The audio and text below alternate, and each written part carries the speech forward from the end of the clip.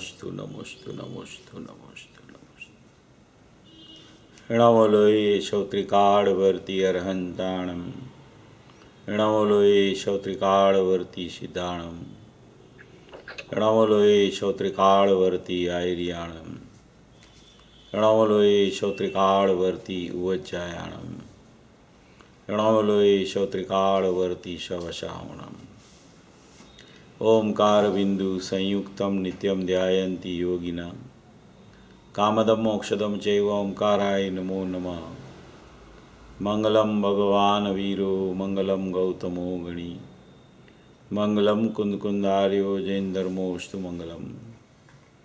સર્વમંગલ માંગલ્યમ સર્વકલ્યાણકારકમ. પ્રધાનમ સર્વધર્માણમ જૈનમ જયતુ શાસનમ. નમઃ સમયસારાય સ્વાનુભૂત્યા ચકાશતે. ચિત્સ્વભાવાય ભાવાય સર્વભાવાંતરચ્છિતે. એગો મે શાસદો અપાજ્ઞાન દર્શન લખણો. શેષા મેં બાહિરા ભાવા સવે સંયોગ લખણા. મારો સુશાશ્વત એક દર્શન જ્ઞાન લક્ષણ જીવ છે. બાકી બધા સંયોગ લક્ષણ ભાવ મુજથી બાહ્ય છે. હું એક શુદ્ધ સદા રૂપી જ્ઞાન દર્શનમય ખરે. કંઈ અન્ય તે મારું જરી પરમાણુ માત્ર નથી અરે. જે જાણતો રહંતને ગુણદ્રવ્યને પર્યાયપણે. તે જીવ જાણે આત્મને તસુમો પામે લઈ કરે. નથી અપ્રમત કે પ્રમત નથી જે એક જ્ઞાયક ભાવ છે. એ રીત શુદ્ધ કથાયને જે જ્ઞાત તે તો તે જ છે. જેમ નેત્ર તેમજ જ્ઞાન નથી કારક નથી વેદ કરે. જાણે જ કર્મોદય નિર્જરા બંધ તેમજ મોક્ષને. ધ્રુવચલને અનુપમ ગતિ પામેલ સર્વેશિતને. વંદી કહું સુત કેવડી કથિતા સમય પ્રાવૃત હો. તું સ્થાપ નિજને મોક્ષ પંથે. ધ્યાનુભવ તે હને. તેમાં જ નિત્ય વિહાર કર. નહીં વિહર પર દ્રવ્યો વિશે. ઓમ શ્રી નમઃ દેવ્ય નમઃ દેવ્ય નમઃ દેવ્ય.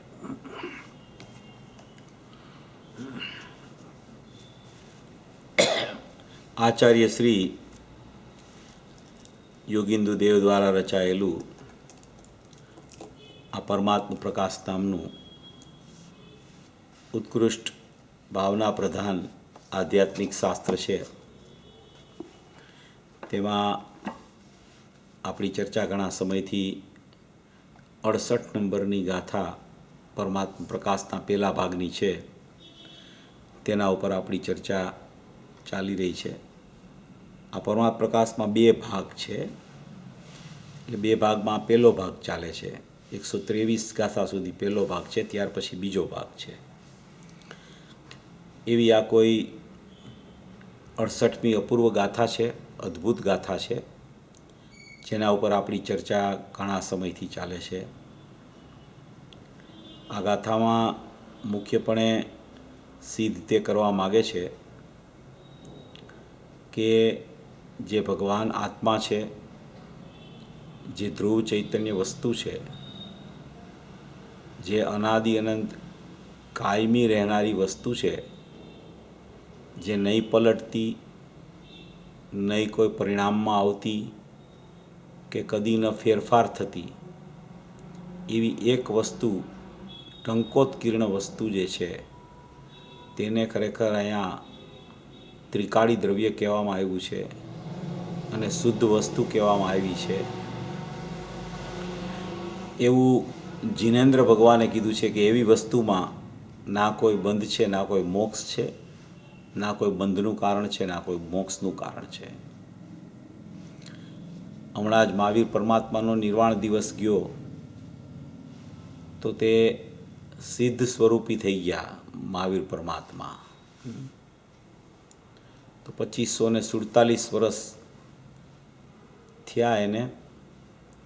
તો એ સિદ્ધ પરમાત્મા થયા.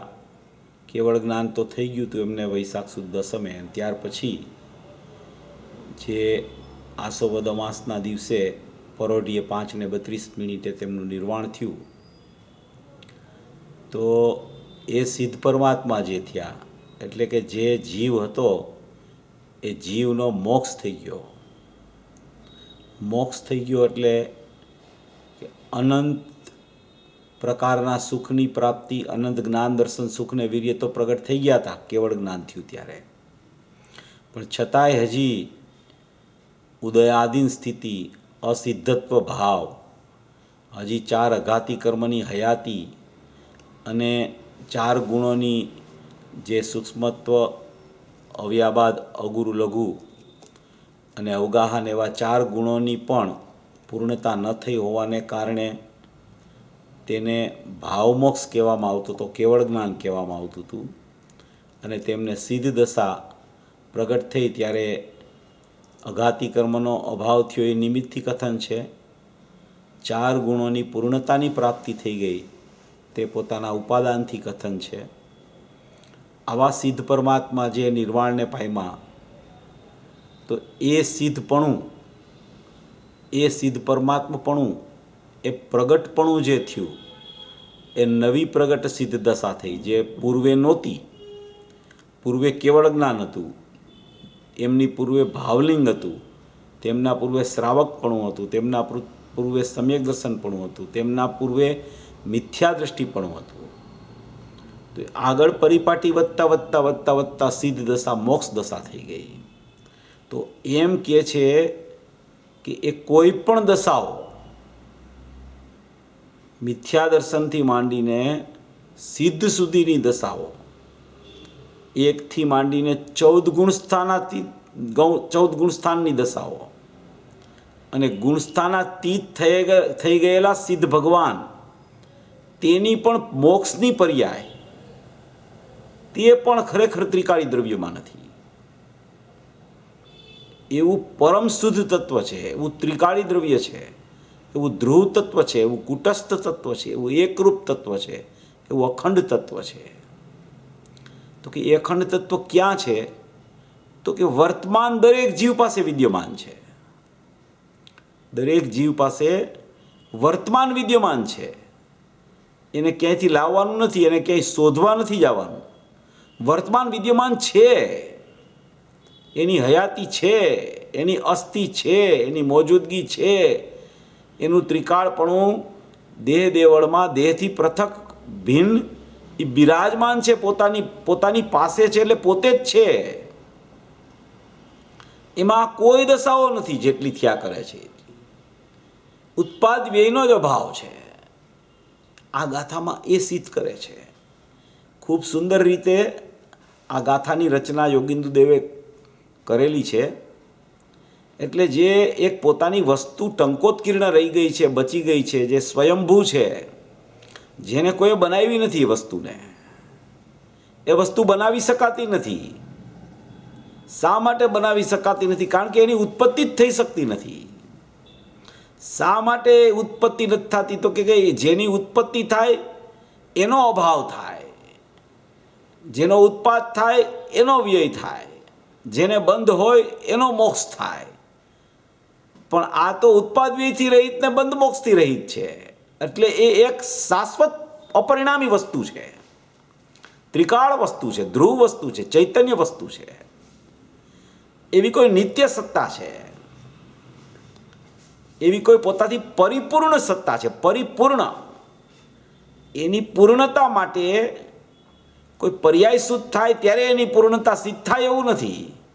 એ શુદ્ધ છે એમ ખ્યાલમાં આવતા પર્યાયમાં શુદ્ધતા થઈ જાય છે. એવી પરિપૂર્ણ શુદ્ધ અપરિણામી વસ્તુ, ધ્રુવ વસ્તુ, ટંકોત્કીર્ણ વસ્તુ, ચૈતન્ય વસ્તુ છે. તે નિત્ય છે વસ્તુ, નિત્ય એકરૂપ રહે છે. અનેક રૂપપણું ક્યાંય થતું નથી. તેમાં અનેક રૂપપણાનો વિભાગ જુદો, બંધનો વિભાગ જુદો, મોક્ષનો વિભાગ જુદો, અને મોક્ષ સ્વરૂપી વસ્તુ, સમ્યક દર્શન સ્વરૂપી વસ્તુ, એ વસ્તુનો વિભાગ જુદો. એવા 2 ભાગલા પાડીને અહીંયા દ્રવ્ય પર્યાયની સ્થિતિ સિદ્ધ કરે છે કે આ દ્રવ્ય છે, એમાં પર્યાયો છે જ નહીં, પરિણમન છે જ નહીં. કોઈ પરિણમન થતું જ નથી દ્રવ્યમાંથી. એટલે કે દ્રવ્ય ખરેખર પરિણમતું જ નથી. પરિણમે છે તે પર્યાયો છે. પરિણમે છે, ફેરફાર થાય છે, એક પછી એક થાય છે, નવું નવું થાય છે. એ બધી મારી વસ્તુ નથી, એ મારામાં નથી, એ મારાથી નથી, એ મારે કારણે કોઈ વસ્તુ નથી. એ પર્યાય એવી મારી ચૈતન્ય સત્તા છે, એવી મારી ધ્રુવ સત્તા, એવી મારી અખંડ સત્તા છે.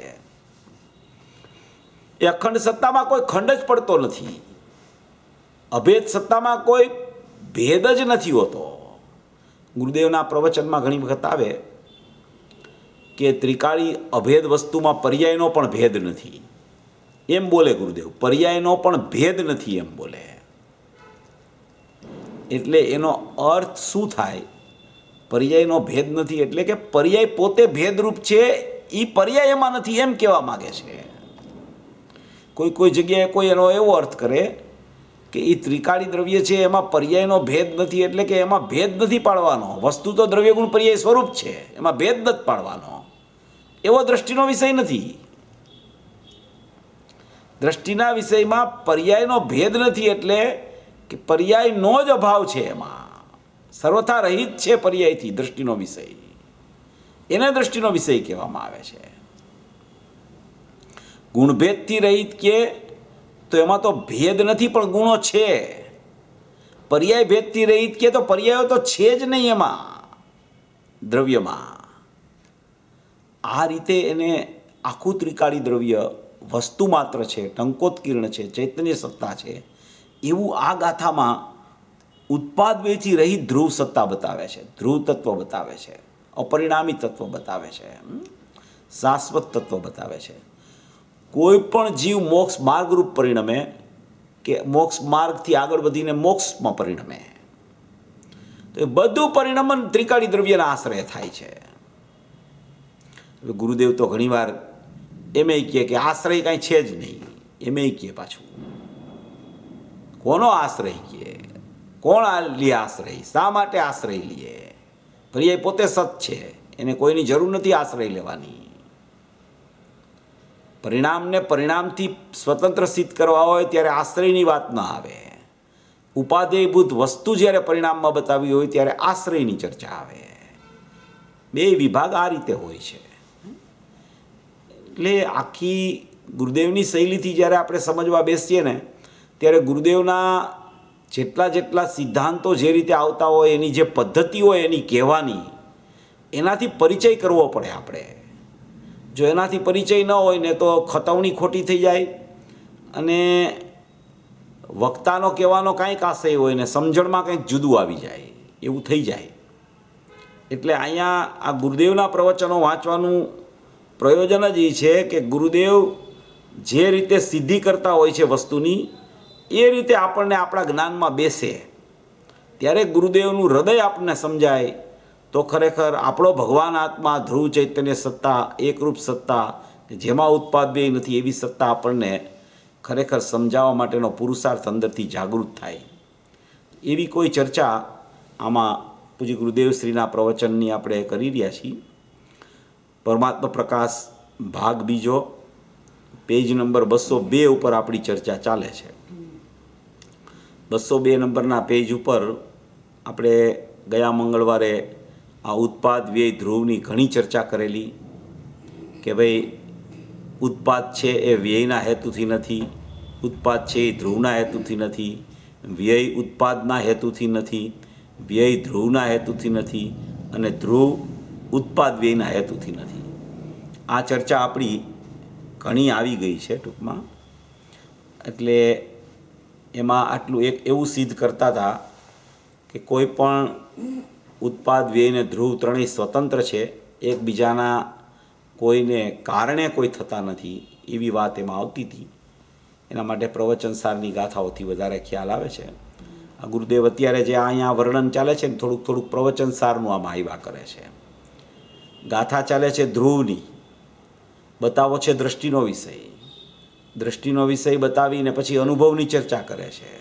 અનુભવની ચર્ચા અનુભવ ન થાય ત્યાં સુધી શુભાશુભ ભાવ થાય છે. શુભાશુભ ભાવ થાય તો કર્મનો બંધ થાય છે. કર્મનો બંધ થાય તો ગતિનું પરિભ્રમણ થાય છે. એ આખી ચર્ચા સળંગ લઈ અને એમાં હવે કેવી રીતે એ ખરેખર શુભાશુભ ભાવ થઈ જાય છે અને એવા શુભાશુભ ભાવો થતા હોય ત્યારે પણ એના ઉત્પાદને ને એના વ્યયને એના ધ્રુવમાં કેવી રીતે ચૈતન્યપણું છે, એના ઉત્પાદ વ્યયને કેવી રીતે સતપણે સ્વતંત્ર જોવા કે જેથી તારી દ્રષ્ટિ એ સતને જોતા ત્યાંથી પરિણામ ઉપરથી દ્રષ્ટિ છૂટી અને ખરે એનો કોઈ કરનાર નથી એમ સત જોતા, એ કોઈના કારણે થતા નથી ઉત્પાદવી એમ જોતા તારી દ્રષ્ટિ ત્રિકાળી દ્રવ્ય ઉપર ચાલી જાય.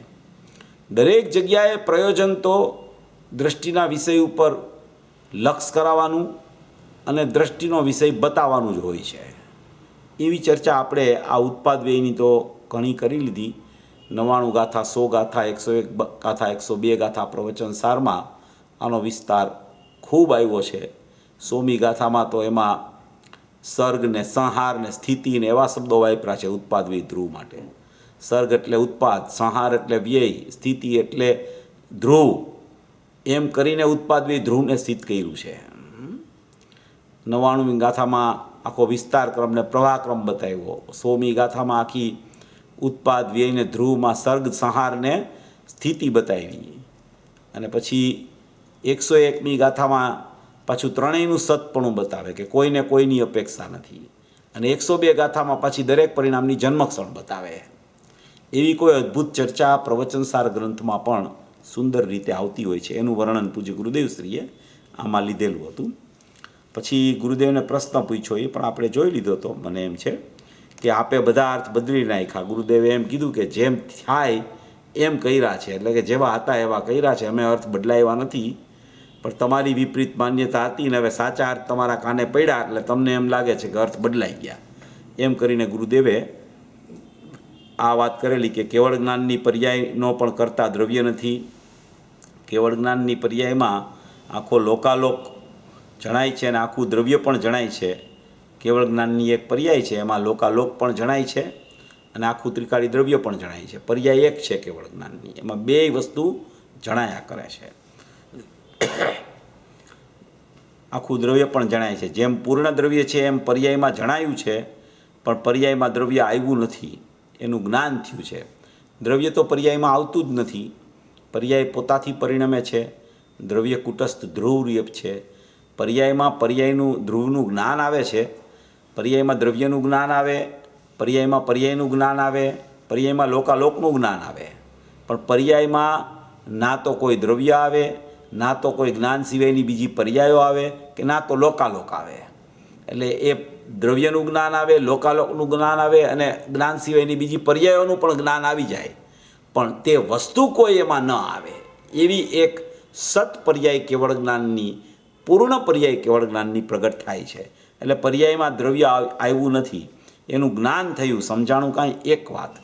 હવે આખો ગુરુદેવ કહે છે કે નિમિત્તનો વિચાર આવ્યો. આખી નિમિત્તની ચર્ચા ઉપાડે છે. આપણે તો અહીંયા એકદમ અક્ષરસ પૂજ્ય ગુરુદેવશ્રીના પ્રવચન વાંચીને ચર્ચા કરીએ છીએ. એટલે કોઈ પણ વિષય આવે એને આપણે વિસ્તારથી સમજવાનો પ્રયત્ન કરી રહ્યા છીએ.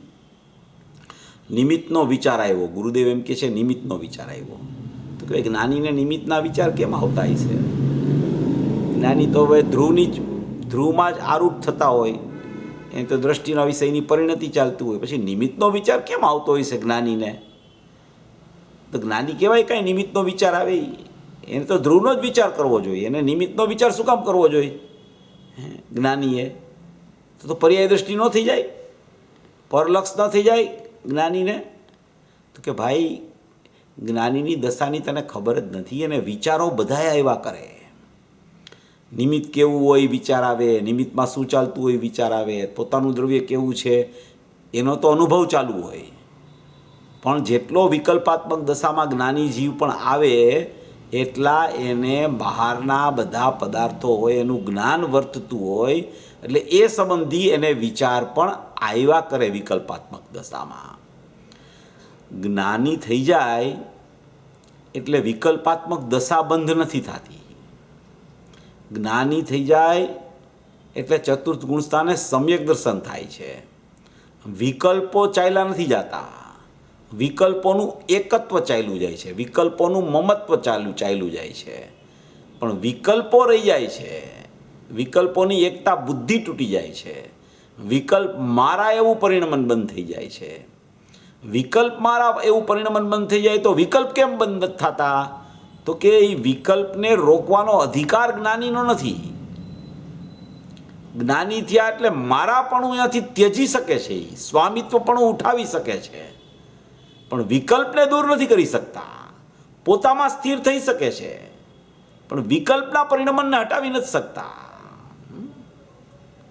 જીવને શું થાય કે ભાઈ હવે જ્ઞાની થઈ ગયો પછી વિકલ્પ કેમ આવતો હશે? આવો કે વિકલ્પની જગ્યાએ છે, રાગની જગ્યાએ છે, આત્માની જગ્યાએ છે, શ્રદ્ધા એની આત્મામાં કામ કરે છે. એ શ્રદ્ધાનું પરિણમન સમ્યકપણે વર્તી રહ્યું છે. આંશિક એને વિતરાગતાની પરિણતિ પણ સ્વરૂપાચરણની ચાલે છે, છતાંય વિકલ્પ આવી જાય છે. વિકલ્પના કરતા નથી, વિકલ્પને ઉપજાવતા નથી, વિકલ્પને ઉત્પન્ન નથી કરતા. વિકલ્પ આવી જાય છે. વિકલ્પ આવી જાય છે તો અહીંયા જ્ઞાન થાય છે, એમાં વિચાર ચાલે છે કે આવું નિમિત્ત કેમ છે, આ નિમિત્ત કેવું હોય, આ નિમિત્ત કેવી રીતે અહીંયા આવ્યું, એમ એને જ્ઞાનીને પણ વિચાર આવે છે. એની વાત કરે છે પૂજ્ય ગુરુદેવ શ્રી કે નિમિત્તનો વિચાર આવ્યો. ગુરુદેવને નિમિત્તનો વિચાર આવ્યો છે એની વાત કરે છે. નિમિત્તનો વિચાર પણ કેવો આવે છે જ્ઞાનીને, જો એનું વર્ણન કરે છે. કેવો સુંદર વિચાર આવે છે એને, કેવી વાત કરે છે. વિચાર પણ કેવો હોય, કેવડી ભગવાનથી વિચાર આવે કે ભગવાનનું કેવળ જ્ઞાન છે. ભગવાનને તો કેવળ જ્ઞાન હોય. જેને 13મું ગુણસ્થાન આવી ગયું, સર્વજ્ઞ થઈ ગયા, એને તો કેવળ જ્ઞાન હોય. તો કે ભગવાનનું કેવળ જ્ઞાન છે. સર્વ વિશુદ્ધમાં સિદ્ધાંતમાં લેખ છે કે લોકાલોકને એ નિમિત્ત છે. શું કીધું? ભગવાનનું કેવળ જ્ઞાન છે એ લોકાલોકને નિમિત્ત પડે છે. લોકાલોક છે અને અહીંયા કેવળ જ્ઞાન છે તો એ લોકાલોકને કેવળ જ્ઞાન નિમિત્ત છે એમ કહેવાય. લોકાલોકમાં કાંઈ અહીંયા જાણપણું નથી હોતું, અહીંયા કોઈ જ્ઞાન નથી હોતું. લોકાલોક એટલે પરજ્ઞેય. પણ લોકાલોકમાં પણ કોઈ જીવ હોય તો એ જીવના જ્ઞાનમાં પણ આ કેવળ જ્ઞાનનું નિમિત્ત પણ લાગુ પડે. એટલે કે કેવળ જ્ઞાનનું લોકાલોકને એ નિમિત્ત છે. લોકાલોકમાં કોઈ જીવ હોય તો એને કેવળ જ્ઞાન નિમિત્ત છે એમ કહે છે અહીંયા. કેવળ જ્ઞાનની પર્યાય લોકાલોકને નિમિત્ત છે. લોકાલોક એટલે જ્ઞેય. જ્ઞેય એટલે કે 6 દ્રવ્ય. 6 દ્રવ્યોમાં ધર્મ, અધર્મ, પૂતગલ, કાળ, આકાશ અને અન્ય જીવ એ બધું આવી ગયું એમાં. તો કે છે કેવળ જ્ઞાનની પર્યાય લોકાલોકને નિમિત્ત છે અને લોકાલોક છે એ કેવળ જ્ઞાનની પર્યાયમાં નિમિત્ત છે. તો કે એનો અર્થ શું? તો કે લોકાલોકે કેવળ જ્ઞાનને ઉત્પન્ન કર્યું નિમિત્તે અને કેવળ જ્ઞાનની પર્યાયે લોકાલોકને બનાવ્યું છે. જો આખો કેટલો બધો ગુરુદેવ સિદ્ધાંતિક તર્ક ઉઠાવીને આ વાતને સિદ્ધ કરે છે. ચર્ચા ચાલે છે કેવળ જ્ઞાનની અને લોકાલોકની. એમ કહેવામાં આવે કે કેવળ જ્ઞાનમાં લોકાલોક જણાઈ જાય, લોકાલોકનું જ્ઞાન થઈ જાય. કેવળ જ્ઞાન લોકાલોકને જાણે એમ પણ કહે. કેવળ જ્ઞાનમાં લોકાલોકનું જ્ઞાન થઈ ગયા એમ કહે. કેવળ જ્ઞાન લોકાલોકમાં પ્રતિભાસિત થઈ ગયા એમ પણ કહે. કથનો ઘણા આવે. મૂળ વાત એમ છે કે જ્યારે કેવળ જ્ઞાન થયું ત્યારે જેવું લોકાલોક છે એવી એને ખબર પડી જાય છે કેવડી પરમાત્માને કે આવું લોકાલોક છે. એમ કહેવામાં આવે છે કે આત્મા જ્ઞાન પ્રમાણ. શું કહેવાય? આત્મા કેવો? તો કે જ્ઞાન પ્રમાણ. જ્ઞાન કેવું? તો કે જ્ઞેય પ્રમાણ. બરાબર. પછી જ્ઞેય કેવું? તો કે લોકાલોક પ્રમાણ. 4 વાત આવે આવી. આત્મા જ્ઞાન પ્રમાણ, જ્ઞાન જ્ઞેય પ્રમાણ, જ્ઞેય લોકાલોક પ્રમાણ. તો કે આત્મા જ્ઞાન પ્રમાણ એટલે શું? તો કે આત્મા આખો જ્ઞાન પ્રમાણ એટલે કે જ્ઞાનથી ભરેલો છે. જ્ઞાન પ્રમાણે આત્મા રહેલો છે. એ જ્ઞાન પ્રમાણ કહેવાય કે આખા આત્મામાં જ્ઞાન ભરેલું છે અને આત્મા જ્ઞાન પ્રમાણ કહેવામાં આવે. એ જ્ઞાન પ્રમાણ છે આત્મા છે. પછી એમ કે એ જ્ઞાન છે એ કેવું છે? તો કે જ્ઞાન જ્ઞેય પ્રમાણ છે. તો કે જ્ઞાન જ્ઞેય પ્રમાણ એટલે શું? કે જ્ઞેયો જે બધાય છે એ પ્રમાણે જ્ઞાનનું જે પરિણમન પર્યાયમાં ચાલે છે એ પરિણમનમાં ખરેખર જ્ઞેયો નિમિત્ત પડે છે. એટલે એને એમ કીધું કે આત્મા જ્ઞાન પ્રમાણ અને જ્ઞાનનું પરિણામ થયું એ જ્ઞેય પ્રમાણ. અને જ્ઞેય છે એ કેવું છે? તો કે લોકાલોક પ્રમાણ. જેટલું લોકાલોક છે એટલા જ્ઞેય છે. એટલે એને એમ કહે છે કે જ્ઞેય લોકાલોક પ્રમાણ. આત્મા જ્ઞાન પ્રમાણ, જ્ઞાન જ્ઞેય પ્રમાણ, જ્ઞેય લોકાલોક પ્રમાણ. હવે આમાં આત્માને જ્ઞાન પ્રમાણ કહેતા, ગુણ જ્ઞાનને જ્ઞેય પ્રમાણ કહેતા. જ્ઞાનની પર્યાય જે પ્રગટ થઈ એમાં જ્ઞેયો ખ્યાલમાં આવ્યા એટલે જ્ઞાનને જ્ઞેય પ્રમાણ કીધું. અને જ્ઞેયને શું કીધું? લોકાલોક પ્રમાણ. તો કે જ્ઞેય કેવું છે? તો કે જેટલા લોકાલોક છે એવડું જ્ઞેય છે, એટલે જ્ઞેય છે એ લોકાલોક પ્રમાણ છે. એમ કહીને આખું કેવળ જ્ઞાનમાં લોકાલોક કેવી રીતે નિમિત્ત છે અને લોકાલોકમાં કેવી રીતે કેવળ જ્ઞાન નિમિત્ત છે એની સિદ્ધિ કરવામાં આવે. આ પણ પ્રવચનસારની 23મી ગાથામાં આ વાત છે. જોવું હોય તો જોઈ લેજો. 23મી ગાથામાં આનો અર્થ કરેલો છે કે આત્મા જ્ઞાન પ્રમાણ, જ્ઞાન જ્ઞેય પ્રમાણ, જ્ઞેય લોકાલોક પ્રમાણ, એમ કરીને આખી એની સત્તા સિદ્ધ કરી છે. આખો એનો જ્ઞાનનો સ્વભાવ સિદ્ધ કર્યો છે. કારણ કે પ્રવચનસારમાં જ્ઞાન તત્વ પ્રજ્ઞાપન છે, એમાં ઘણી જગ્યાએ કેવળ જ્ઞાનની ચર્ચાઓ ખૂબ આવે છે. તો એમાં આ વાત સિદ્ધ કરી કે આત્મા જ્ઞાન પ્રમાણ, જ્ઞાન જ્ઞેય પ્રમાણ, જ્ઞેય લોકાલોક પ્રમાણ. તો કે આત્મા જ્ઞાન પ્રમાણ એટલે કે જેટલો આત્મા છે એટલું જ્ઞાન રહેલું છે એમાં. આખો જ્ઞાનમય આત્મા છે, આખો જ્ઞાનથી ભરેલો આત્મા છે, આખો સર્વજ્ઞ શક્તિથી ભરેલો આત્મા છે. સર્વજ્ઞ શક્તિ એટલે કે જ્ઞાન શક્તિ અને એમાં પણ સર્વજ્ઞાન શક્તિ, એટલે સર્વ પ્રકારનું જ્ઞાન એમાં ભરેલું છે કે જે જ્ઞાનમાં સર્વજ્ઞપણું જ્યાં પ્રગટ થાય, કેવળ જ્ઞાન જ્યાં પ્રગટ થાય, પર્યાયમાં જ્યાં કેવળ જ્ઞાન પ્રગટ થાય ત્યાં લોકાલોકનું ખ્યાલ આવી જાય છે. એટલે એને એમ કીધું કે કેવળ જ્ઞાનમાં લોકાલોક નિમિત્ત અને લોકાલોકમાં કેવળ જ્ઞાન નિમિત્ત. આત્મા જ્ઞાન પ્રમાણ, જ્ઞાન જ્ઞેય પ્રમાણ, જ્ઞેય લોકાલોક પ્રમાણ. એટલે જ્ઞાન પ્રમાણ કહેતા જ આખો આત્મા સર્વજ્ઞ સ્વભાવી, જ્ઞાનમય સ્વભાવી. સર્વજ્ઞત્વ શક્તિમાં લીધું છે કે આત્મજ્ઞાનમય સર્વજ્ઞત્વ શક્તિ. એ આત્મજ્ઞાનમય લીધું એ પરિણમનની વાત છે. સર્વજ્ઞ શક્તિ કીધી એ ત્રિકાળીની વાત છે. આત્મજ્ઞાનમય સર્વજ્ઞત્વ શક્તિ. તો આત્મજ્ઞાનમય સર્વજ્ઞત્વ શક્તિ એટલે શું? કે આત્મજ્ઞાનમય એનું પરિણમન થયું છે. એ જ્ઞાનમય પર્યાયનું પરિણમન થયું છે જ્ઞાનમય, એટલે આત્મજ્ઞાનમય કીધી એને. અને આત્મજ્ઞાનમય સર્વજ્ઞત્વ શક્તિ, તો કે સર્વનું જાણવું એવો જ્ઞાનનો સર્વજ્ઞ સ્વભાવ છે, એને આત્મજ્ઞાનમય સર્વજ્ઞત્વ શક્તિ એમ કીધી. અને એ સર્વજ્ઞત્વ શક્તિ જેને ખ્યાલમાં આવે છે એનું જ્ઞાન આત્મજ્ઞાનમય બની જાય છે. એટલે શક્તિઓના પરિણમનમાં હંમેશા સુખ પરિણમનની ચર્ચા હોવાને કારણે આત્મજ્ઞાનમય સર્વજ્ઞત્વ શક્તિ કીધી. તો અહીંયા કહે છે કે આત્મા જ્ઞાન પ્રમાણ છે. જ્ઞાન પ્રમાણ કહેતા જ ખરેખર એ જ્ઞાનથી ભરેલો છે આખો પરમાત્મા, અને એનું પરિણમન પણ ખરેખર જ્ઞાનરૂપ જ હોય છે. એ જ્ઞાનરૂપ પરિણમન હોય છે. એ જ્ઞાનરૂપ પરિણમનમાં જેવા જ્ઞેયો હોય છે એવું જ અહીંયા જ્ઞાન થાય છે. એટલે કે જેવા જ્ઞેયો હોય છે એવું જ્ઞાન થાય છે. એટલે અહીંયા જ્ઞાનમાં જ્ઞાનનો જ જ્ઞાનાકાર ઉત્પન્ન થતા જેવા જ્ઞેયો છે એવો ખ્યાલ આવી જાય છે. અને જ્ઞેયો છે એ લોકાલોક પ્રમાણ હોવાને કારણે આખા લોકાલોકનું જ્ઞાન થાય છે. એટલે લોકાલોકને નિમિત્ત કીધા. અને કેવળ જ્ઞાન અહીંયા થયું ત્યારે લોકાલોક નિમિત્ત, અને લોકાલોકને અહીંયા કેવળ જ્ઞાન છે એ નિમિત્ત. એમ કરીને પરસ્પર નિમિત્ત નૈમિત્તિક સંબંધ બે દ્રવ્યની બે પર્યાય વચ્ચે સિદ્ધ કરે છે. એટલે ખરેખર તો એમ સિદ્ધ કરવા માગે છે કે જ્યારે કેવળ જ્ઞાન થાય છે, જ્યારે મોક્ષ થાય છે જીવનો, અને ભાવ મોક્ષ કેવળ જ્ઞાનમાં થાય છે, ત્યારે એને લોકાલોકનું જ્ઞાન થઈ જાય છે. લોકાલોકનું જ્ઞાન થયું એટલે શું કહેવા માગે છે કે એ લોકાલોક એ સમયે નિમિત્ત હતું. એ નિમિત્તનું અહીંયા ખરેખર પોતાથી પોતામાં જ્ઞાનાકાર રૂપ જ્ઞાન થતાં એને લોકાલોક આવું છે એમ ખબર પડે છે. કારણ કે ઉપર જે વાત આવી ને કે પર્યાયમાં આખું દ્રવ્ય જણાઈ જાય છે, પણ પર્યાયમાં દ્રવ્ય આવતું નથી. પર્યાયમાં લોકાલોક જણાઈ જાય છે, પણ લોકાલોક પર્યાયમાં આવતું નથી. એટલે અહીંયા આ વિષય આખો ગુરુદેવે નીચેના પેરેગ્રાફમાં સર્વવિશુદ્ધ જ્ઞાન અધિકારમાંથી આખો વિષય લઈને આખો ઉપાડ્યો. અહીંયા સર્વવિશુદ્ધ જ્ઞાન અધિકારમાં પણ આવી વાતો આવે છે પાછળની ગાથાઓમાં. એટલે કહે છે કે નિમિત્તનો વિચાર આવ્યો, ભગવાનનું કેવળ જ્ઞાન છે. સર્વવિશુદ્ધમાં સિદ્ધાંતમાં લેખ છે કે લોકાલોકને એ નિમિત્ત છે. શું કીધું? કેવળ જ્ઞાનની પર્યાય લોકાલોકને નિમિત્ત છે, અને લોકાલોક છે એ કેવળ જ્ઞાનની પર્યાયમાં નિમિત્ત છે.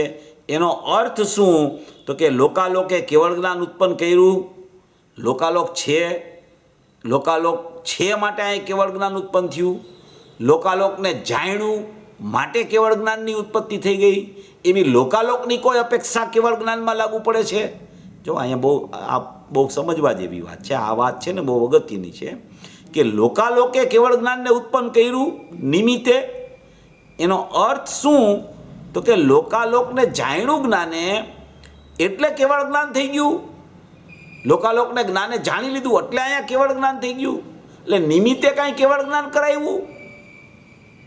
તો કે ના, નિમિત્તે તો કાંઈ કરાયું, નિમિત્ત તો કાંઈ કરે નહીં, અમે તો ગુરુદેવને સાંભળ્યા છે, નિમિત્ત તો કિંચિત કર કયો છો તમે. તો કે તો પછી લોકાલોકને ખરેખર જાણતા કેવળ જ્ઞાન ઉત્પન્ન કેવી રીતે થાય? લોકાલોકને જાણવું એટલે કેવળ જ્ઞાન ઉત્પન્ન થઈ ગયું. એટલે જાણવું લોકાલોકનું થાય તો કેવળ જ્ઞાન ઉત્પન્ન થાય એવી કોઈ અપેક્ષા લોકાલોકની લાગુ પડે જ્ઞાનમાં? તો કે બિલકુલ લાગુ ન પડે. નિમિત્ત તરીકે હોય લોકાલોક, અહીંયા પોતામાં કેવળ જ્ઞાન થાય ત્યારે લોકાલોકનું જ્ઞાન છે એને નિમિત્ત કહેવામાં આવે.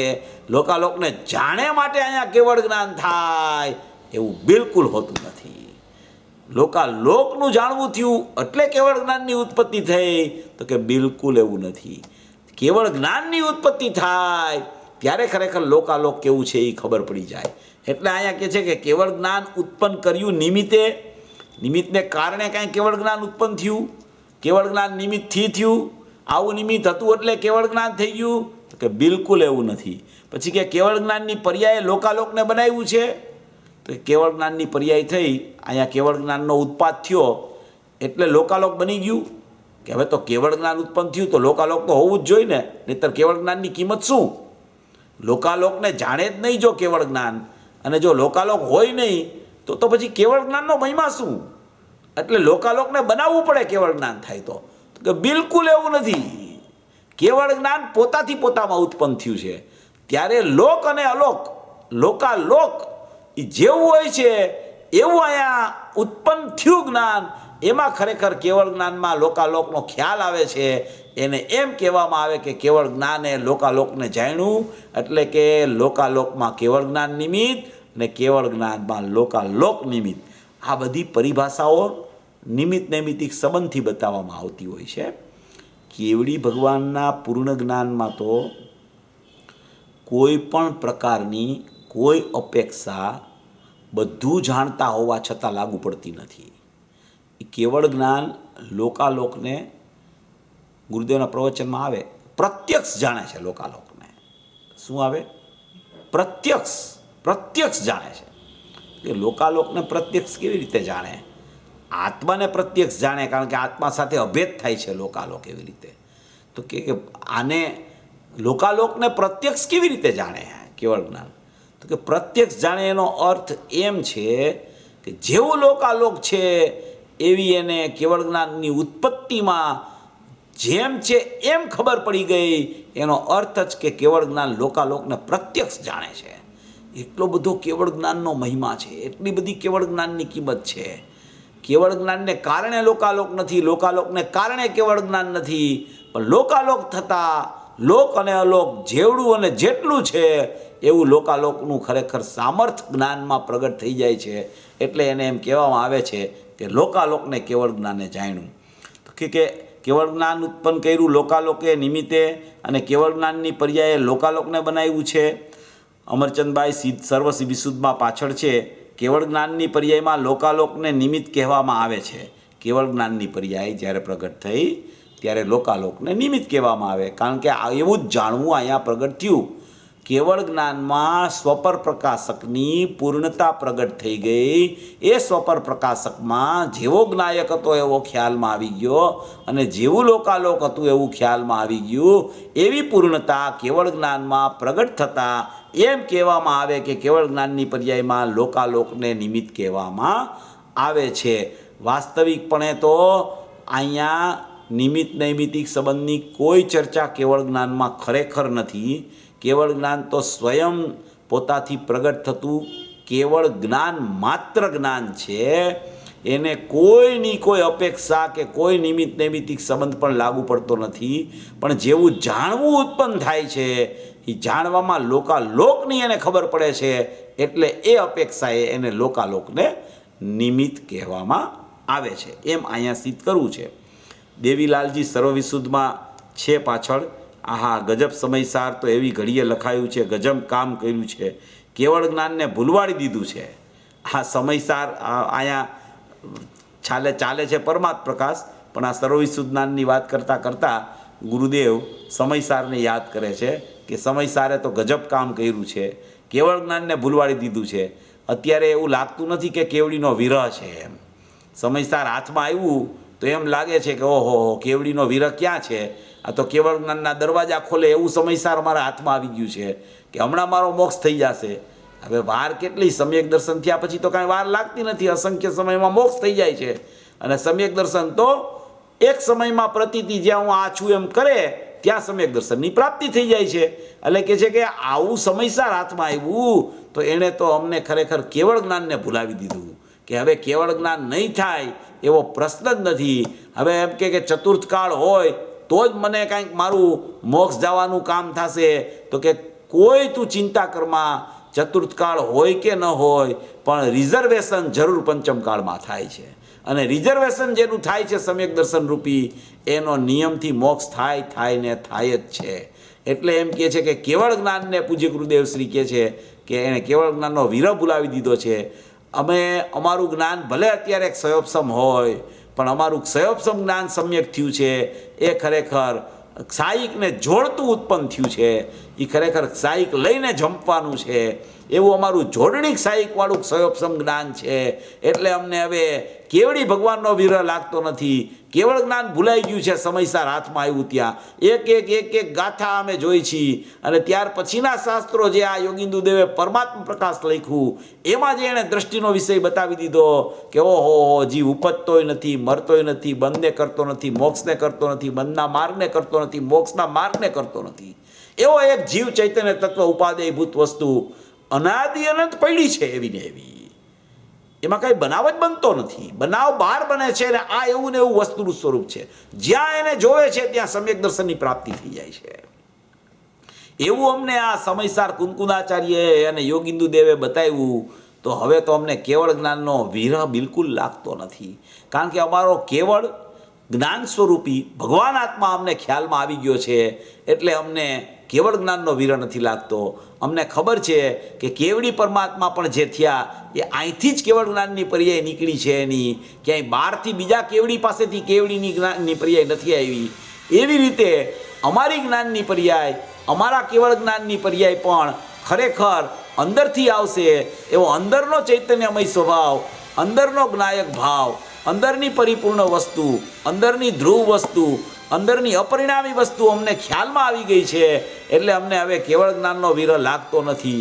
જેમ અમે સદુપયોગ પ્રગટ થતાં એને જોયા કરી છીએ ત્યાં સદુપયોગમાં જ અમને એમ લાગે છે કે ઓહો આ કેવળ જ્ઞાન તો હમણાં આવશે કેવળ જ્ઞાન.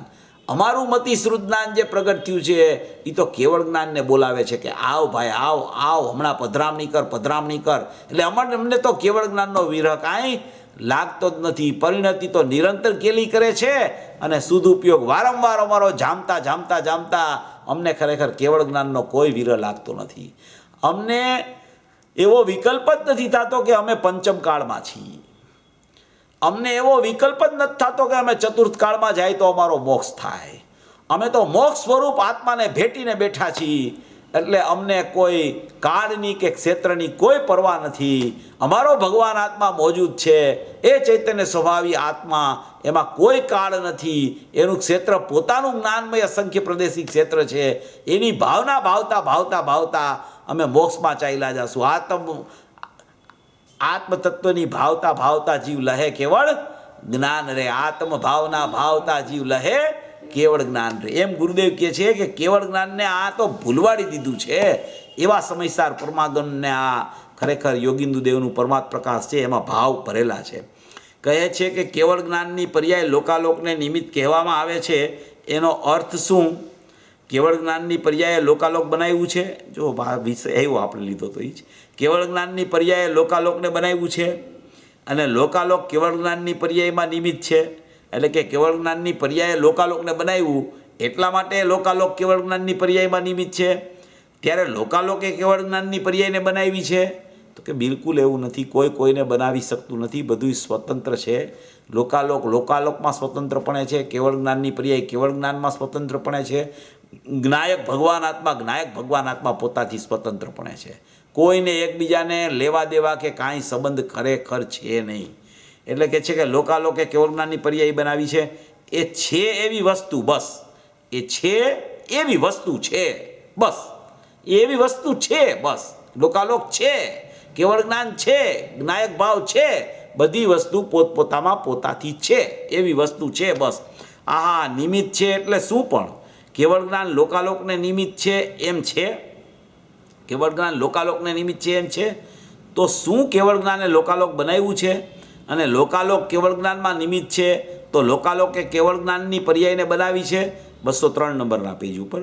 તો લોકાલોકે કેવળ જ્ઞાનની પર્યાયને બનાવી છે. હા, સમજાણું કાંઈ? કાલે આવ્યું હતું ને, નિમિત્ત નહોતું આવ્યું. જીવ પરિણામને પ્રાપ્ત કરીને નિમિત્ત પૂતગલ પરિણામની પરિણતિ થાય છે. એટલે કે જીવ પરિણામને પ્રાપ્ત પામીને, નિમિત્ત પામીને પૂતગલ પરિણામની પરિણતિ થાય છે. અને પૂતગલ પરિણતિનું નિમિત્ત બનાવીને અહીંયા વિકાર થાય છે. એકબીજાને, પૂતગલને જીવને પરિણામમાં નિમિત્ત નૈમિતિક સંબંધ છે એની ચર્ચા કરે છે કે કોઈ પણ જીવના પરિણામ વિકારી પરિણામ હોય તો એવા વિકારી પરિણામનું નિમિત્ત પામી અને અહીંયા કર્મનો બંધ થાય. અને અહીંયા જે વિકારી પરિણામ જે થયા એ કર્મના લક્ષ્ય, કર્મના નિમિત્તે અહીંયા ઉત્પન્ન થાય. અને પૂતગલ પરિણતિનું નિમિત્ત બનાવીને અહીંયા વિકાર થાય છે. એનો અર્થ શું? કર્મના ઉદયે વિકાર કર્યો તો એણે કર્મબંધની પર્યાય કરી. જો કેટલું બધું ગુરુદેવ, કેટલી બધી પોતાને પણ કેવળ જ્ઞાનની પર્યાયને સિદ્ધ કરવા માટે, નિમિત્ત નૈમિતિક સિદ્ધ કરવા માટે કેટલા બધા નીચે ઉતરીને ગુરુદેવ વાત કરે છે. કર્મની સત્તા સૂજી ચાલ્યા જાય છે. કારણ કે અનાદિના અજ્ઞાની જીવને, અપ્રતિબુદ્ધ જીવને બોધ આપવો છે, એને કેમેય કરીને સમજાવવો છે કે વિભાવરૂપ વિકાર તારી જીવની પર્યાયમાં થાય છે, એમાં પણ કર્મનો કાંઈ હસ્તક્ષેપ નથી. એ નિમિત્તપણું તો એટલા માટે કીધું છે કે અહીંયા વિકાર થઈ ગયો ત્યારે જીવ એનો વિકારનો કરતા નથી, એટલે એને નિમિત્ત સાપેક્ષતા બતાવી અને નિમિત્તનું જ્ઞાન કરાવે છે. એટલા માટે એને કર્મની સત્તાનું જ્ઞાન કરાવવું પડે છે. કર્મની કાંઈ સ્થિતિને સંબંધ નથી લેવા દેવા. દ્રવ્ય જ બે જુદા છે. જીવ દ્રવ્ય જુદું છે ને પૂતગલ દ્રવ્ય જુદું છે. જીવ દ્રવ્યમાં જીવ તત્વ રહેલું છે. એ જીવ તત્વ ને જીવ તત્વના પરિણામ એ બેયને પણ જુદાય છે. તો કર્મ સાથે સંબંધની તો ક્યાં ચર્ચા આવે છે? નિમિત્ત નૈમિતિક સંબંધ બે દ્રવ્યની બે પર્યાય વચ્ચે કહેવાય, પણ ખરેખર કર્મ રૂપે પરિણમે ત્યાં પોતાની સત્તામાં, અને કર્મ જ અકર્મ રૂપે પોતાની સત્તામાં પરિણમે. અહીંયા જીવ પોતાની સત્તામાં વિકાર રૂપે પરિણમે અને વિકારનો અભાવ કરીને શુદ્ધાત્માના આશ્રયે અવિકારી પરિણામ રૂપે પોતે પરિણમે. કોઈ સંબંધ બીજા દ્રવ્ય સાથે ખરેખર જીવને કે જીવના પરિણામને બિલકુલ હોતો નથી. જો એક સમય માટે પણ સંબંધ બાંધો બીજા દ્રવ્ય સાથે તો એ જીવને ખરેખર કોઈ દિવસ જીવ ખ્યાલમાં નહીં આવે. એમ અહીંયા સિદ્ધ કરે છે. જો સ્વતંત્રતા સિદ્ધ કરે છે કે શું કર્મના ઉદયે વિકાર કર્યો તો એણે કર્મબંધની પર્યાય કરી. આહા, એ ગાથાની તકરાર તો પહેલેથી આવી છે. ઘણા વર્ષ પહેલાં નિમિત્ત પ્રાપ્ત કરીને આમ થાય છે, પણ નિમિત્ત પ્રાપ્ત કરીને એનો અર્થ શું? વિકારી પરિણામ છે અને સામે કર્મબંધની પર્યાય પોતાથી થાય છે. કોઈ આગળ પાછળ નથી કે નિમિત્ત આવ્યું અને અહીં કર્મની પર્યાય થઈ એમ છે, કે કર્મનો ઉદય આવ્યો અને અહીં વિકાર થયો એમ છે.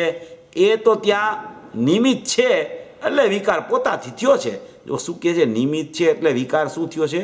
પોતાથી થયો છે વિકાર. નિમિત્ત છે અને વિકાર તો કેવી રીતે થયો છે? તો કે પોતાથી થયો છે. એને ખરેખર નિમિત્ત છે એટલે કે વિકાર, નિમિત્તને કારણે વિકાર નથી થયો, નિમિત્તથી વિકાર નથી થયો, નિમિત્ત છે માટે વિકાર નથી થયો, નિમિત્તનું લક્ષ કર્યું માટે અહીંયા વિકાર થયો છે એવું પણ ખરેખર નથી. વિકાર થવાનો હોય ત્યારે થયો ત્યારે એમ કહેવામાં આવે કે નિમિત્તનું લક્ષ હતું. એટલે નિમિત્ત સાથે બિલકુલ સંબંધ કાંઈ છે જ નહીં. જો નિમિત્તનો સંબંધ જોડે જીવ તો ખરેખર એને ઉપાદાન ખરેખર છે ને ખ્યાલમાં એને આવતું જ નથી. એવી કોઈ ચર્ચા આમાં એટલી બધી સુંદર ચર્ચાઓ અમુક તો પૂજ્ય ગુરુદેવશ્રીની આવતી હોય છે. આ નિમિત્ત નૈમિતિક સંબંધ જે જ્યારે સિદ્ધ કરતા હોય ને ત્યારે એક વસ્તુ બહુ ખ્યાલમાં રાખવા જેવી છે કે કોઈ પણ સમયે જીવના પરિણામમાં નિમિત્ત નૈમિત્તિક સંબંધ અવશ્ય હોય છે અને એ જ સમયે પોતાના પરિણામમાં સ્વાધીનતા પણ સ્વતંત્ર હોય છે. કોઈ પણ સમયે નિમિત્ત નૈમિત્તિક સંબંધ પણ હોય છે અને તે જ સમયે તે જ પરિણામની સ્વતંત્રતા પણ તે જ સમયે ત્યાં હોય છે. એનો અર્થ શું કે કોઈ પણ પરિણામ છે એ સત છે. પહેલાં જ્યાં સુધી વિકારને પણ સત તરીકે જીવ નથી જોતો ને ત્યાં સુધી ખરેખર એને નિમિત્ત નૈમિત્તિક સંબંધનો વ્યવહારમાંથી નીકળવું ખરેખર બની શકતું જ નથી. પરિણામને જ્યાં સુધી નિરપેક્ષ ન જોવે, પરિણામને જ્યાં સુધી સતપણે ન જોવે ત્યાં સુધી ખરેખર નિમિત્તનું લક્ષ ગયા વગર રહેતું જ નથી. તો એને એમ વિચાર આવે છે કે ભાઈ અશુદ્ધતા કેમ થયા કરે છે, નિમિત્ત ન હોય તો અશુદ્ધતા થાય જ નહીં ને, અહીંયા નિમિત્ત છે માટે તો અહીંયા અશુદ્ધતા થઈ છે. તો કે પહેલાં પરિણામને સત જોતા શીખી જા. હમણાં આવ્યું ઉત્પાદ સત, વ્યય સત, ધ્રુવ સત. પહેલાં પરિણામને સત જોતા શીખવું પડશે. સત ખ્યાલમાં આવશે, નિરપેક્ષતા ખ્યાલમાં આવશે ત્યારે પછી એમ કે નિરપેક્ષ પરિણમન છે તો પણ રાગ કેમ થાય છે, મિથ્યાત્વ કેમ થાય છે, ત્યારે એને વિચાર આવે તો નિમિત્ત ખરેખર કોણ છે એનો વિકલ્પ એને આવશે. પહેલાં તો એણે સતથી પરિણામને જોવા પડશે. જ્યાં સુધી પરિણામને સતપણે જોતા નહીં શીખે ત્યાં સુધી આ નિમિત્ત નૈમિત્તિક સંબંધનો વ્યવહાર ઊભો થશે અને એ વ્યવહાર ઊભો થશે ને એ ખરેખર તો અજ્ઞાન છે. એ ખરેખર તો અજ્ઞાનમાં જ જાય છે. એટલે કર્તા કર્મની ભ્રાંતિ નિમિત્ત નૈમિત્તિક સંબંધથી જ ખરેખર ઉત્પન્ન થાય છે. જ્ઞાન હોય ને, જ્ઞાનમાં કોઈ સમજી લ્યો કે જ્ઞાનમાં કોઈ વિપરીતતા થઈ ગઈ, જ્ઞાનમાં મિથ્યા જ્ઞાન થઈ ગયું. તો મિથ્યા જ્ઞાન થયું ને તો એ મિથ્યા જ્ઞાનમાં નિયમથી સામે મોહનીનો સંબંધ હોય. અજ્ઞાન થયું, અજ્ઞાન દશામાં મોહની કર્મ જ નિમિત્ત પડતું હોય. મોહની કર્મ જ એમાં નિમિત્ત પડે. હવે જ્ઞાનની કોઈ હીણી દશા કે કોઈ વૃદ્ધિગત દશા થાય, હીણી દશા અને વૃદ્ધિગત દશા થાય, એમાં જ્ઞાનાવરણી કર્મનો ઉદય હોય. સમજો જરા, સમજવા જેવી વાત છે. આ નિમિત્ત નૈમિત્તિક સંબંધની ચર્ચા ચાલે છે. જ્ઞાનનું વિપરીતપણું થઈ ગયું, જ્ઞાનની મિથ્યા જ્ઞાન પ્રગટ થઈ ગયું, વિપરીત જ્ઞાન પ્રગટ થઈ ગયું. તો એ વિપરીત જ્ઞાન પ્રગટ થાય નિયમથી. એ વિપરીત જ્ઞાનમાં નિયમથી મોહની કર્મ જોડાયેલું હોય. નિમિત્તપણે મોહની કર્મનો સંબંધ હોય. અહીંયા મોહનીનો કર્મનો સંબંધ તો દર્શનમાં ચારિત્રમાં હોય તો શ્રદ્ધાને ચારિત્રની પર્યાયને લાગુ પડે. પણ એ શ્રદ્ધાને ચારિત્રની પર્યાયને લાગુ પડે એ સમયે અહીંયા અજ્ઞાન ભાવની ઉત્પત્તિ થઈ. તો એવા વિપરીત જ્ઞાનમાં મોહની કર્મને નિમિત્ત કહેવાય. આ ગુરુદેવે કીધેલી વાત કરું છું. પછી જ્ઞાનમાં વધઘટ થયા કરે, ઓછું વધતું જ્ઞાન થાય. અમુક જાણવું થાય ને અમુક ન થાય. જેમ કે સમ્યક જ્ઞાનમાં અમુક જાણવું થાય, કેવળ જ્ઞાનમાં પૂરું જાણવું થાય. ત્યાં શું નિમિત્ત હોય કે ત્યાં જ્ઞાનાવરણી કર્મનો ઉદય નિમિત્ત હોય. વિપરીત જ્ઞાનમાં મોહની કર્મ નિમિત્ત પડે, વધતા ઓછા જ્ઞાનમાં જ્ઞાનાવરણી કર્મનો નિમિત્ત પડે. આ થોડુંક નિમિત્ત નૈમિત્તિક સંબંધનો વિચાર કરીને જ્ઞાનમાં બેસાડવા જેવું છે. પણ પહેલાં સત જોતા શીખવું પડશે. ઉદયાધીન સ્થિતિને જોવા પહેલાં પરિણામની સતપણાની સ્થિતિ પહેલાં જોવી પડશે. જ્યાં સુધી પરિણામની સતપણાની સ્થિતિ નહીં બેસે ત્યાં સુધી નિમિત્ત નૈમિત્તિક સંબંધનો વ્યવહાર ઉત્પન્ન થયા કરશે. તો એમાં કર્તા કર્મની ભ્રાંતિ એને થયા વિના રહેશે જ નહીં. એમ અહીંયા કહેવા માગે છે. આખી ચર્ચા જે આવી છે ને એમાં નિમિત્ત નૈમિત્તિક સંબંધથી આખી ચર્ચા અહીંયા કહેવા માગે છે. એટલે આ નિમિત્ત નૈમિત્તિક સંબંધનો ભ્રમ તો અનાદિથી જીવને ચાલી જ રહ્યો છે અને એ ખરેખર છૂટવો મુશ્કેલ છે. જ્યાં સુધી સ્વતંત્રપણે નહીં જોવે પોતાના પરિણામને ત્યાં સુધી નિમિત્ત નૈમિત્તિક સંબંધનો વ્યવહાર નહીં છૂટે.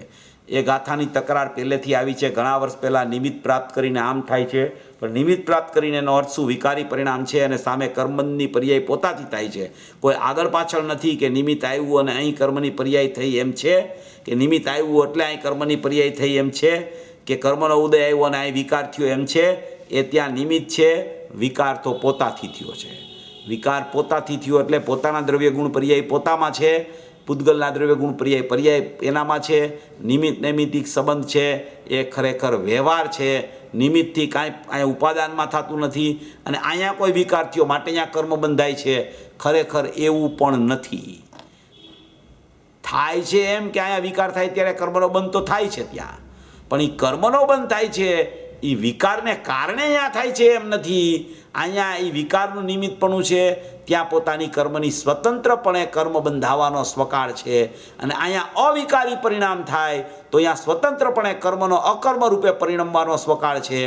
કોઈ બે દ્રવ્યને ખરેખર બે પરિણામ વચ્ચે પણ બિલકુલ સંબંધ હોતો નથી એમ અહીંયા સિદ્ધ કરે છે. પછી એનો કર્તા ક્યાં છે કે પરિણામનો કર્તા ક્યાં છે, નિમિત્તનો કર્તા ક્યાં છે, નિમિત્તથી ક્યાં થાય છે, આવી વસ્તુ છે ભાઈ. માને ન માને સ્વતંત્ર જીવો છે, અનાદિકાળથી સત્યને શરણે ગયો નથી, સતનું શરણ લીધું જ નથી, અસતનું શરણ લીધું, શુભ અને અશુભ ભાવને આમ ને તેમને, એમ કરીને આ પ્રવચન પૂજ્ય ગુરુદેવ શ્રી પૂરું કરે છે. આપણે પૂરું કરીએ છીએ. 2 પેરેગ્રાફ છે, જોઈ લઈ. વિષય તો મૂળ વિષય તો ત્રિકાળી દ્રવ્યને સિદ્ધ કરવાનો જ આમાં ચાલ્યા કરે છે, પણ એની સાથે સાથે આખી અનુભવની ચર્ચા પણ ગુરુદેવે આમાં લીધી છે. એટલે આપણે એ રીતે આ વિષયને પણ વિચારમાં વારંવાર લીધા કરીએ છીએ, કારણ કે પૂજ્ય ગુરુદેવશ્રીના પ્રવચનમાં જે રીતે આવતું હોય એ રીતે આપણે એના વિચાર કરવાથી આપણા જ્ઞાનમાં ખરેખર સ્પષ્ટતા ઘણી થાય છે. અહીં તો કહે છે કે પર્યાયનું જ શરણ નથી, પર્યાયનું શરણ જ નથી. પર્યાયનું શરણ તો જે દ્રવ્ય પર્યાયને કરતી નથી એ પર્યાયને દ્રવ્યનું શરણ છે. આપણે પર્યાયનું શરણ નથી, દ્રવ્યને પર્યાયનું શરણ નથી, પણ જે દ્રવ્ય પર્યાયને જ કરતું નથી એવી જે પર્યાય છે એ પર્યાયને દ્રવ્યનું શરણ છે, એ પર્યાયને દ્રવ્યનું શરણ છે. અમરચંદભાઈ, આહા, સમ્યક દર્શનની પર્યાયને દ્રવ્ય કરતું નથી, પણ સમ્યક દર્શનની પર્યાયને દ્રવ્યનું શરણ છે. તો કે શરણનો અર્થ શું? તો કે એની સન્મુખતા કરી દ્રવ્યની, એને ખરેખર શરણ કહેવામાં આવે. તો કે સન્મુખ એટલે બીજું શું? તો કે કાંઈ દ્રવ્ય અને પર્યાય એક થઈ જાય છે. પર્યાય તો પર્યાયમાં રહીએ છે, અને પર્યાય પર્યાયમાં રહીને દ્રવ્યની શ્રદ્ધા કરે છે, પર્યાય પર્યાયમાં રહીને દ્રવ્યનું જ્ઞાન કરે છે, દ્રવ્યમાં ભળીને જ્ઞાન કરે છે. જો આ પાછી દ્રવ્ય પર્યાયની ભિન્નતાની ચર્ચા પાછી ગુરુદેવ એન્ડમાં પણ, પ્રવચનના એન્ડમાં પણ લે છે, કારણ કે આ પ્રવચનમાં, આ ગાથામાં દ્રવ્ય પર્યાયની ભિન્નતા જ મુખ્યપણે બતાવી છે. શરણની વાત આવે તોય ખરેખર પર્યાય એકમેક ક્યારેય દ્રવ્ય સાથે થતી નથી. એ વસ્તુ જુદી છે કે જ્યારે અનુભૂતિની ચર્ચા બતાવવી હોય ત્યારે અનુભૂતિ અને અનુભૂતિનો વિષય જુદા નથી હોતા, પણ જ્યારે ત્રિકાળી દ્રવ્યથી ચર્ચા કરવી હોય ત્યારે એમાં નથી અનુભૂતિ, નથી બંધ, નથી મોક્ષ, કે નથી કોઈ અનુભૂતિના પરિણામ. કારણ કે ત્રિકાળી દ્રવ્ય છે એ શુદ્ધ પારિણામિક ભાવ છે, એમાં કોઈ પણ જાતના ઉત્પાદ વ્યયના પરિણામ કે બીજા 4 ભાવો ઔદયિક, ઔપસમિક, સયોપસમિક, સાહિક, એમાંથી કોઈ ભાવો એમાં હોતા નથી. માટે અહીંયા એમ કહે છે કે સન્મુખ એટલે બીજું શું? કાંઈ પર્યાય દ્રવ્યમાં એક થઈ જાય છે, પર્યાય તો પર્યાયમાં રહે છે, પર્યાય પર્યાયમાં રહીને દ્રવ્યની શ્રદ્ધા કરે છે. પર્યાય પર્યાયમાં રહીને દ્રવ્યની શ્રદ્ધા કેવી રીતે કરતી હશે? તો કે પર્યાયમાંથી જ એવો એનો સ્વર ઉઠે છે કે હું જ દ્રવ્ય છું. એવો સ્વર ઉઠે છે ને, એનું નામ પર્યાય પર્યાયમાં રહીને દ્રવ્યની શ્રદ્ધા કરે છે. ત્યારે એને એમ કહેવાય કે દ્રવ્ય અને પર્યાયનો ભેદ વિકલ્પ છૂટી ગયો, દ્રવ્ય અને પર્યાય એવું બેપણું ન રહ્યું. ત્યારે એને ખરેખર પર્યાયમાં પર્યાય રહીને પર્યાયને દ્રવ્યની શ્રદ્ધા થઈ એમ કહેવામાં આવે. ખરેખર ત્યાં દ્રવ્ય પર્યાયનો કોઈ ભેદ જ ત્યારે રહેતો નથી. એ ઘણા દ્રષ્ટાંતથી સમયસારમાં આપણે પણ ઘણીવાર લઈ છીએ કે ભાઈ વહેતું પાણી હોય, એ પાણી વહેતું ક્યાંય દૂર ચાલ્યું જાય, પછી એ દૂર ચાલ્યું જાય અને દૂર ચાલતું પાણી હોય એ પાછું ઢાળવાળા માર્ગ દ્વારા વયું ગયું હોય. 94 કળશમાં આવે સમયસારમાં, એ ઢાળવાળા માર્ગ દ્વારા બહાર નીકળી ગયું હોય, અને એ પાણી પાછું વળીને જ્યારે એ પાણીમાં ભળી જાય, તો એ પાણીમાં ભળ્યું ત્યારે કયું પાણી બહાર ગયું હતું અને કયું પાણી ભળ્યું એવો કોઈ પાણીનો વિભાગ કોઈ જીવ પાડી નથી શકતો. એટલે અનુભૂતિના કાળમાં પર્યાયમાં રહીને હું શ્રદ્ધા કરું છું કે હું દ્રવ્ય છું, એમ કહેવાનું તાત્પર્ય એમ છે કે અહીંયા દ્રવ્ય અને પર્યાયની ભિન્નતા બતાવવી છે, દ્રવ્યને સિદ્ધ કરવું છે. એટલે પર્યાય જ્યારે શ્રદ્ધા રૂપે પરિણમે, સમ્યક રૂપે પરિણમે, ત્યારે પણ પર્યાયમાં પર્યાય રહે છે ને દ્રવ્યમાં રહે છે. એ રીતે અહીંયા આખી વાત ઉત્પાદ વ્યયથી જુદો આખો ત્રિકાળી જ્ઞાયક ભાવ બતાવવો છે, એવી ચર્ચા આમાં કરવામાં આવે છે. પર્યાય તો પર્યાયમાં રહે છે, પર્યાયમાં રહીને દ્રવ્યની શ્રદ્ધા કરે છે, પર્યાયમાં રહીને દ્રવ્યનું જ્ઞાન કરે છે, દ્રવ્યમાં ભળીને જ્ઞાન કરે છે. આહા, વિતરાગ માર્ગ બાપા અલૌકિક છે. નાગા બાદશાહથી આઘા, નગ્ન મુનિઓ જેને બાદશાહની પણ દરકાર નથી, નગ્ન મુનિઓ એને કોઈની દરકાર ન હોય, એ કોઈ દિવસ ઉપદેશ આપતા હોય ત્યારે કોઈની રાહ ન જોતા હોય, સહજમાં ઉપદેશ ખરી જતો હોય કે વ્યક્તિઓ ભેગી થાય ત્યારે ઉપદેશ આપવો, એવું બિલકુલ કોઈ બાદશાહ પણ આવી જાય તો પણ એ આવે કે ન આવે એની કોઈ પરવા ખરેખર નગ્ન દિગંબર મુનિઓ ભાવલિંગી સંતો કરતા નથી હોતા. ગુરુદેવે આમાં એક દ્રષ્ટાંત પણ આપ્યું છે, એક વાત કરી છે ગુરુદેવ ઘણીવાર કરતા હોય છે કે ભાવલિંગી સંતનું ભાવલિંગ એ પણ ખરેખર ત્રિકાળી દ્રવ્યમાં નથી, કે જે ભાવલિંગથી એ શુદ્ધાત્માની અનુભૂતિ એને વારંવાર થતી હોય છે, એવા ભાવલિંગને પણ ત્રિકાળી દ્રવ્યમાં નથી એમ કીધું છે. એટલે કે કેવળ જ્ઞાનની પર્યાય નથી ને સિદ્ધ પર્યાય નથી કહેતા હોય, એ ભાવલિંગ તો નથી એમ કહી શકે.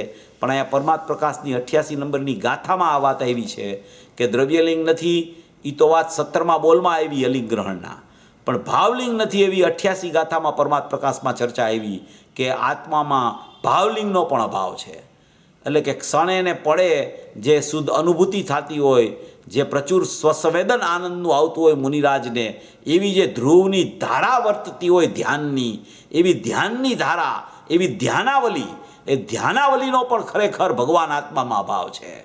વ્યવહાર માર્ગ સતતપણે કહેતો આવે છે કે ધ્યાનાવલી આત્મામાં છે. અને ત્રિકાળી દ્રવ્ય જે નિશ્ચય છે એને જોનાર જીવ છે એ એમ કહે છે કે ધ્યાનાવલીનો આત્મામાં અભાવ છે. ધ્યાનાવલીથી સાધ્ય મોક્ષ પ્રગટ થાય છે, એવી ધ્યાનાવલી કે જે ધ્યેયનું ધ્યાન કરતી ઉત્પન્ન થતી ધ્યાનાવલી, જેને ભાવલિંગ કહેવામાં આવે, એવું સંતોનું ભાવલિંગ પ્રચુર સ્વસંવેદનનો, જેમાં એને ખરેખર વેદન આવ્યા કરતું હોય, આનંદનો ઉભરો આવી જાય નિર્વિકલ્પ દશામાં. આનંદનો ઉભરો, આનંદ જાણે ઉભરાઈ જતો હોય એવું લાગે પ્રચુર સ્વસંવેદનમાં, કે હમણાં કેવળ જ્ઞાન થઈ જશે, એવી કોઈ સ્થિતિ મુનિરાજની પ્રગટ થઈ જાય ભાવલિંગ દશામાં પ્રચુર સ્વસંવેદનની. એવું ભાવલિંગ, એવો અતિન્દ્રિય જ્ઞાનંદનો ઉફાળો એ ખરેખર આત્મામાં નથી, આવે છે આત્મામાંથી અને આત્મામાં નથી એમ કહે છે. આવે છે આત્મામાંથી વ્યવહાર, પ્રગટ થયો એ પર્યાયનો ભાવ, અને એ ભાવ દ્રવ્યમાં નથી એવો નિશ્ચય દ્રવ્યનો, એવી સત્તા સિદ્ધ કરે છે. અહીંયા આખું ત્રિકાળી દ્રવ્ય સિદ્ધ કરે છે. ભાવલિંગ આત્મામાં નથી, એટલે ભાવલિંગમાં ભાવલિંગ રહીને એમ કે છે હું દ્રવ્ય છું, એમ કહેવા માગે છે. અહીંયા પર્યાયમાં રહીને દ્રવ્યનું જ્ઞાન કરે છે, દ્રવ્યમાં ભળીને જ્ઞાન કરે છે. હા, વિતરાગ માર્ગ બાપા અલૌકિક છે. નાગા બાદશાહથી આગા, નગ્ન મુનિઓ જેને બાદશાહની દરકાર નથી, સમાજમાં વાત બેસશે કે નહીં, આ સમતોલ રહેશે કે નહીં, વાત આ છે, માનો ન માનો તમારી મરજી, એને કોઈની પરવા નથી હોતી. એ તો જેવું છે એવું લખી નાખતા હોય છે, જેવું છે એવું કહીને ચાલ્યા જતા હોય છે. એ કોઈની દરકાર, કોઈની પરવા કરતા નથી, એવી સ્થિતિ હોય છે ભાવલિંગી સંતોની. માનો ન માનો તમારી મરજી, સમજાણું કાંઈ, એને માનનાર ઘણા હોય તો એ સત્ય છે એમ કાંઈ નથી. સત્યની કિંમત ઝાઝા લોકો સાંભળવાવાળા હોય કે ઝાઝા લોકો એને માનવાવાળા હોય એટલે સત્યની કિંમત છે. કોઈ 10,000 માણસની સભા ભરાઈ જાય તો એ પ્રતિપાદન કરનારો સાચો જ હોય એવો નિયમ છે, અને કોઈ પ્રતિપાદન કરનારો હોય 10 જણા જ સાંભળતા હોય તો એનું પ્રતિપાદન ખોટું છે. સતને સંખ્યાની જરૂર નથી. સતનું માપ સંખ્યાથી નથી નીકળતું, સતનું માપ એના સત સ્વભાવથી નીકળે છે. સંખ્યાની એને કોઈ કિંમત નથી હોતી, ગમે તેટલી સંખ્યા હોય. મુનિરાજ ઉપદેશ દેતા હોય તો એ મુનિરાજ તો ક્યારે ઉપદેશ દે એ કોઈને ખબર જ ન હોય. ગમે તેટલી વાર જીવ ત્યાં જઈને બેસે ને તો એ તો વાણી નીકળવાની હોય તો નીકળે, તો પોતા ધ્યાનમાં લીન થઈ જાય, તો એ તો ધ્યાનમાંથી ચ્યુત થાય અને એનો વિકલ્પ આવે બોલવાનો કાંઈક તો બોલે. હવે એની સામે એક જણો હોય તો એ તો બોલવા માંડે, તો કાંઈ અસત્ય છે એની? સાંભળવાવાળા ન હોય એટલે શું એની વાત બરાબર નથી? સતને કોઈ સંખ્યાની કિંમત નથી હોતી. ગમે તેટલા સાંભળવાવાળા હોય કે ન હોય, સત તો સત રહે છે. એટલે માનનાર ઘણા હોય તો એ સત્ય છે એમ કાંઈ નથી, સત્ય તો સત્ય જ છે. એસા કથન સુનકર શિષ્યને પ્રશ્ન કિયા. હવે અહીંથી નવો વિષય ચાલુ થાય છે. અત્યારે જે પૂરો થયો ને એ વિષય આપણો આખી ગાથા છે ને એનો 4 લીટીનો આ આપણે વિસ્તાર અત્યાર સુધીમાં કર્યો, ગાથાની માત્ર 4 લાઈનનો. હવે આ 5મી લાઈનથી હવે આ વિસ્તાર ગુરુદેવ ચાલુ કરે છે. આ બહુ મહત્વની વાત ગુરુદેવ ચાલુ કરવાના છે. આચાર્ય ભગવાને બહુ મહત્વનો પ્રશ્ન મૂક્યો છે. જો વાંચી જાઉં છું આ પેરેગ્રાફ. એસા કથન સુનકર શિષ્યને પ્રશ્ન કિયા. એમ કહ્યું ને કે બંધ બોક્સની પર્યાયનો દ્રવ્ય કરતા નથી, તો એને પ્રશ્ન થયો કે બંધ બોક્સની પર્યાયનો જો દ્રવ્ય કરતા જ ન હોય તો પછી બંધ બોક્સની જરૂર જ શું છે? તો પ્રશ્ન કર્યો કે હે પ્રભુ, શુદ્ધ દ્રવ્યાર્થિક સ્વરૂપ શુદ્ધ નિશ્ચય નહીં કર, મોક્ષ કા ભી કરતા નહીં હે. એમ તમે કહો છો કે મોક્ષનો કરતા શુદ્ધ દ્રવ્યાર્થિક નહીંથી ભગવાન આત્મા નથી, મોક્ષને એ કરતો નથી. તમે કહો છો કે શુદ્ધ નિશ્ચયથી દ્રવ્ય સ્વભાવ જે છે એ મોક્ષનો કરતા નથી, તો એસા સમજના ચાહીએ કે શુદ્ધ નહીં કર મોક્ષ ही નહીં હે. તો એવું સમજી લેવું કે શુદ્ધ નિશ્ચય નહીંથી મોક્ષનો કરતા નથી તો ખરેખર મોક્ષ છે જ નહીં એમ સમજી લેવું. તો કે જબ મોક્ષ નહીં તબ મોક્ષ કે લીએ યત્ન કરના તો વૃથા હે. તો આપણે મોક્ષની શું જરૂર છે? આપણે મોક્ષ છે જ નહીં દ્રવ્યમાં, અને દ્રવ્ય મોક્ષને કરતું નથી. મોક્ષનું કામ જ શું છે? આપણે પણ હજી તને મોક્ષની પર્યાય પ્રગટ કરવાનો મોહ જાગ્યો છે, હજી તને સમ્યક દર્શનની પર્યાય કરવાનો વિકલ્પ થયા કરે છે. તારે કામ શું છે? એનું છે જ નહીં, એમાં દ્રવ્યમાં જ નથી પર્યાય. પર્યાયમાં બંધ મોક્ષ છે, પર્યાયમાં સમ્યક દર્શન ને ભાવલિંગ છે, પર્યાયમાં કેવળ જ્ઞાન ને સિદ્ધ દશા છે. તારે એની જરૂર શું છે? એ તો પર્યાયમાં છે, અને એ પર્યાય તો દ્રવ્યમાં નથી, અને દ્રવ્ય એને કરવાનું નથી. તો તારે બંધ મોક્ષની ચર્ચાનો પ્રશ્ન જ ક્યાં ઉપસ્થિત થાય છે? તારે બંધ હોય તો શું ફેર પડે, અને મોક્ષ થાય તો શું ફેર પડે? તારે પ્રશ્ન એવો કરે શ્રોતા કે જો શુદ્ધ નિશ્ચય નહીં કર, આત્મા બંધ મોક્ષનો જ કરતા ન હોય તો મોક્ષ કરવાની જરૂર શું? મોક્ષનું શું પ્રયોજન છે? तो ऐसा समझना चाहिए कि शुद्ध नहीं कर मोक्ष नहीं है, जब मोक्ष नहीं तब मोक्ष के लिए यत्न करना वृथा है. शिष्यનો પ્રશ્ન છે, શુદ્ધ નિશ્ચયથી તો મોક્ષ જ નથી, જો મોક્ષ નથી તો મોક્ષ માટે પ્રયત્ન કરવો એ તો વ્યર્થ છે. સમજાણું કાંઈ? આપ શું કહેવા માગો છો? તમે કહો છો કે મોક્ષનો અને બંધનો કરતા ભગવાન નથી, તો મોક્ષ માટે પ્રયત્ન કરવાનો રહેતો નથી, કેમ કે મોક્ષ છે જ નહીં, મોક્ષ આત્મા કરતો નથી. દ્રવ્યમાં મોક્ષ છે, દ્રવ્યમાં મોક્ષની પર્યાય છે, મોક્ષની પર્યાયને આત્મા કરતો નથી, મોક્ષની પર્યાય દ્રવ્યથી જુદી છે. તો પછી મોક્ષનું મારે કામ જ શું છે? હું તો દ્રવ્ય જ છું, એટલું જ મારે હું વિચાર કરું તો એમાં ફેર શું પડી જાય? તો કે દ્રવ્યમાં મોક્ષ છે, નહીતર વ્યર્થ પ્રયત્ન કરવો રહ્યો. પ્રયત્ન તો આપણો વ્યર્થ જાય છે, આ પુરુષાર્થનું કાંઈ કામ જ નથી આમાં. એનો જવાબ હવે પૂજ્ય ગુરુદેવ શ્રી કહે છે, એનો જવાબ હવે કહેશે. હવે એ જવાબ બહુ અગત્યનો છે. એમાં કહેશે પછી કે બંધના અભાવપૂર્વક મોક્ષ છે, અને બંધના પરિણામ પણ તારા છે, અને બંધના અભાવપૂર્વક જે મોક્ષ થાય એ પરિણામ પણ તારા છે. એટલે પરિણામે બંધને પરિણામે મોક્ષ છે. ભલે દ્રવ્ય કરતું ન હોય, પણ તું બંધમાર્ગમાં જ જો રખડા કરીશ તો તને ખરેખર દુઃખનો અભાવ નહીં થાય. આની વ્યાખ્યા છે ને દુઃખથી સમજવી. ખાલી દ્રવ્યને પર્યાયથી સમજે છે ને તો ઘણીવાર શબ્દમાં તો બધું બરાબર લાગવા માંડે છે, પણ પર્યાયમાં દુઃખ છે, એ પર્યાયમાં સુખ પ્રગટ થાય છે. પર્યાયમાં દુઃખ લાગવું જોઈએ, એને સંસારનું દુઃખ લાગવું જોઈએ. આ દુઃખ છે ને એ પ્રતિ સમયની પર્યાયમાં ચાલ્યા કરે છે. આ દુઃખનું કારણ છે ને એ પર્યાય દ્રષ્ટિ છે, એ પર્યાય બુદ્ધિ છે, અને પર્યાયમાં દુઃખ છે. એ પર્યાયમાં સુખ પ્રગટ કરવું છે, ત્યારે શાંતિ વળે છે, ત્યારે આત્મા લક્ષમાં આવ્યો એમ કહેવામાં આવે છે. ત્યારે સુખ પ્રાપ્ત થતાં દુઃખનો અભાવ થાય છે, અને દુઃખ ચાલ્યા કરે છે તો આકુરતાનો જન્મ થાય છે, વિકલ્પોનો જન્મ થાય છે. તો એ ભગવાન આત્મા ગમે તેટલો દુઃખને સુખથી મુક્ત હોય તો પણ ખરેખર જ્યાં સુધી ભગવાન આત્મા ખ્યાલમાં નથી આવતો ત્યાં સુધી દુઃખનું પરિણમન ચાલે છે. ખ્યાલમાં આવે છે તો સુખનું પરિણમન ચાલવા માંડે છે. એટલે મોક્ષથી કાંઈ પ્રયોજન જ નથી એમ નથી, એમ કરીને હવે આગળની વાત પૂજ્ય ગુરુદેવ શ્રી આપણને સમજાવશે. એ આપણે આગળના 46 નંબરના પ્રવચનમાં જોશું. સર્વભવી જીવો મોક્ષ માર્ગમાં પ્રયાણ કરે એવી મંગલ ભાવ. બહુ બહુ સરસ સ્પષ્ટતા થઈ જાય, સ્પેશિયલી જ્યારે ગુરુદેવ કીધે નિમિત્તને વિચાર આવે છે, એટલે કે જ્ઞાનીને પણ વિચાર આવે કે પણ એને વિકલ્પને પોતાનું મહત્વ નથી, એટલે એ વાત સ્પષ્ટતા. અને પછી નિમિત્તની સ્પષ્ટતા તમે ઘણી સારી કરી. અને ગુરુદેવે કેવળ જ્ઞાનનો નિમિત્ત બતાવીને આપણને કર્મમાં મને પરિણામ નથી કરાવતું. બહુ બરાબર સરસ. છે. જેને સવાલ હોય તો અનમ્યુટ કરી દેજો, ફોનથી હોય તો *6 દબાવજો અને સવાલ એક પછી એક પૂછજો. એટલે હા, તો જેને કરવો હોય તો એ અનમ્યુટ કરીને પૂછી શકો છો. અરુણાબેન. હા, ચેતનભાઈ, જય જિનેન્દ્ર. જય. આ બધી વાત આપે સ્પષ્ટ કરી. એટલે જ્યારે ભેદ જ્ઞાન કરીએ, એટલે કે વસ્તુને સમજીએ, તો વસ્તુને સ્વભાવથી જોઈએ, એટલે આપે કીધી એમ સત છે અને એ જ નિશ્ચય છે. નિમિત્ત નૈમિત્તિક છે, પણ એ ફક્ત જાણેલું છે. હવે કોઈ પણ પર્યાયની વાત કરીએ તો સિદ્ધાંતો લગાડીએ કે સર્વજ્ઞ જોયેલું છે એટલે એ ક્રમબદ્ધ છે. અને ત્યાં ઘણા બધા સિદ્ધાંતો લાગે. કાલે અમે છે ને ભલાબેને બધાને પ્રશ્ન પૂછ્યો તો કે ગતિ એવી મતિ છે કે મતિ એવી ગતિ છે.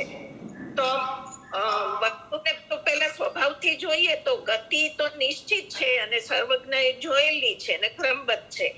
હવે મતિ તો જીવની તત્સમયની યોગ્યતા, એટલે ક્ષણિક ઉપાદાન, તમે સ્વકાળ આપે સમજાવ્યો, અને આ બધું સ્વયં છે. તો અને દ્રષ્ટિ ઉપયોગવાન જણાય છે. એ જ મારો પુરુષાર્થ છે, એ જાણવાનો અને એ સમજવાનો. તો આમાં બધું આવી ગયું ને, સમજવાનું ભેદ જ્ઞાન રીતે. હા, એ તો આવી ગયું, પણ પહેલાં તો સ્વીકાર, આ બધી વસ્તુ આપ કહો છો ને, એનો સ્વીકાર આપણને બરાબર યથાર્થપણે આવવો જોઈએ અને નિર્ણયમાં એ બધું બરાબર ગોઠવાઈ જવું જોઈએ. એ બધું નિર્ણયમાં બધું ગોઠવાઈ જાય છે ને, તો પછી એ સંબંધીના વિકલ્પો ઉત્પન્ન નથી થતા. નિમિત્ત નૈમિત્તિક સંબંધનું પરિણમન હોય ત્યારે પણ જીવ એમ વિચારે કે નિમિત્ત છે જ નહીં કોઈ જગતમાં, તો જ નિમિત્તથી પાછો ફરશે. જ્યાં સુધી નિમિત્તનો વિચાર કર્યા કરશે ત્યાં સુધી નિમિત્તથી પાછો જ નહીં ફરી શકે. જગતમાં કોઈ નિમિત્ત જ નથી. નિમિત્ત છે એ ખરેખર એનું પોતાનું ઉપાદાન છે, અને અહીંયા જે પ્રગટ થાય છે એ નૈમિત્તિક નથી, એ પણ પોતાનું ક્ષણિક ઉપાદાન છે. એમ કરીને બે પદાર્થને જ્યારે સ્વતંત્ર જોતા જ્યારે જીવ શીખી જાય છે, ત્યારે ખરેખર એને આ નિર્ણયની ભૂમિકા બરાબર આવી જાય છે. એટલે નિર્ણયની ભૂમિકામાં આ જેટલું તમે કીધું ને, એ બધું આપણા નિર્ણયમાં બરાબર યથાર્થપણે બેસી જવું જોઈએ, તો આપણને નિર્ણયની ભૂમિકા આવે છે. આ બધી વસ્તુ સમજવાનું પ્રયોજન આત્માનો યથાર્થ નિર્ણય કરવો, દ્રવ્યગુણ પર્યાયનો યથાર્થ નિર્ણય આવવો એ છે. એ નિર્ણય જો આપણને આવે તો બધું જે સમજણ છે એ સાચી છે, એમાં કાંઈ ભૂલ નથી, બરાબર છે. મતિ પ્રમાણે ગતિ, ને ગતિ નિશ્ચિત છે. ગતિ નિશ્ચિત છે એવો નિર્ણયમાં ખબર પડે છે. એવો નિર્ણય જ્યાં સુધી ન હોય ત્યાં સુધી તો મનુષ્ય ગતિમાં હોય તો એને એમ જ થાય છે કે અહીંથી હું ક્યાં જઈશ, મારા પરિણામ તો આવા છે, મને ગતિ તો સારી મળશે ને, અહીંયા સાચા દેવશાસ્ત્ર ગુરુનો યોગ તો થશે ને, તો પછી ગતિ નિશ્ચિત છે એ ક્યાં રહ્યું એમાં તો પછી. એટલે આ બધી વસ્તુ એવી છે કે નિર્ણયની ભૂમિકા એકદમ યથાર્થપણે આવવી જોઈએ. નિર્ણય જ્યાં સુધી વસ્તુનો બરાબર ન આવે ત્યાં સુધી બધું ભાષા વર્ગણામાં અને વિકલ્પોમાં રહી જાય. પણ નિર્ણયમાં આવી ગયું હોય આ બધી વસ્તુ તો બહુ સારી વાત છે. તો એ નિર્ણયને દ્રઢ કરવા જેવો છે, એમ એ રીતે વિચાર કરવો. અને પુરુષાર્થ કરવો એટલે મેં હંમેશા એવું જ સાંભળ્યું છે, બહારમાં પુરુષાર્થ હોય જ નહીં, પણ પોતાને પરમાત્મા માનવો અને મારામાં રાગ દ્વેષ છે જ નહીં સ્વભાવથી, તો પછી ક્યાંથી હોય, તો એ માનવું એ જ મોટામાં મોટો પુરુષાર્થ છે. બીજો કોઈ પુરુષાર્થ જ નથી. એ સાચી વાત છે, એ બરાબર છે. એમ જ માનવું જોઈએ ખરેખર. એટલે એ માનવા પણ જાણવા પણ એ પહેલાં થાય, અને જાણવા પણ એવું થાય પછી માનવા પણ ચાલુ થાય. એટલે એવું પહેલાં યથાર્થ જાણપણું વર્તે. એ જાણપણું ક્યારે વર્તે કે નિર્ણયની ભૂમિકામાં વર્તે. એવું નિર્ણયની ભૂમિકામાં જાણપણું વર્તે તો શ્રદ્ધા સહજપણે જ હું પરમાત્મા છું એમ ઢળી જાય ત્યાં એકદમ. એ બરાબર છે, એ રીતે વિચાર કરવો જોઈએ. અને ગુરુદેવે ઘણી વાર ફરીથી પૂછજો, એટલે બીજા કોઈને પૂછવું હોય ને તો પૂછી શકે. એટલે પછી તમે પૂછી શકો છો. Okay sorry. હાજી બીજા જેને પૂછવું હોય હવે પૂછી શકે છે.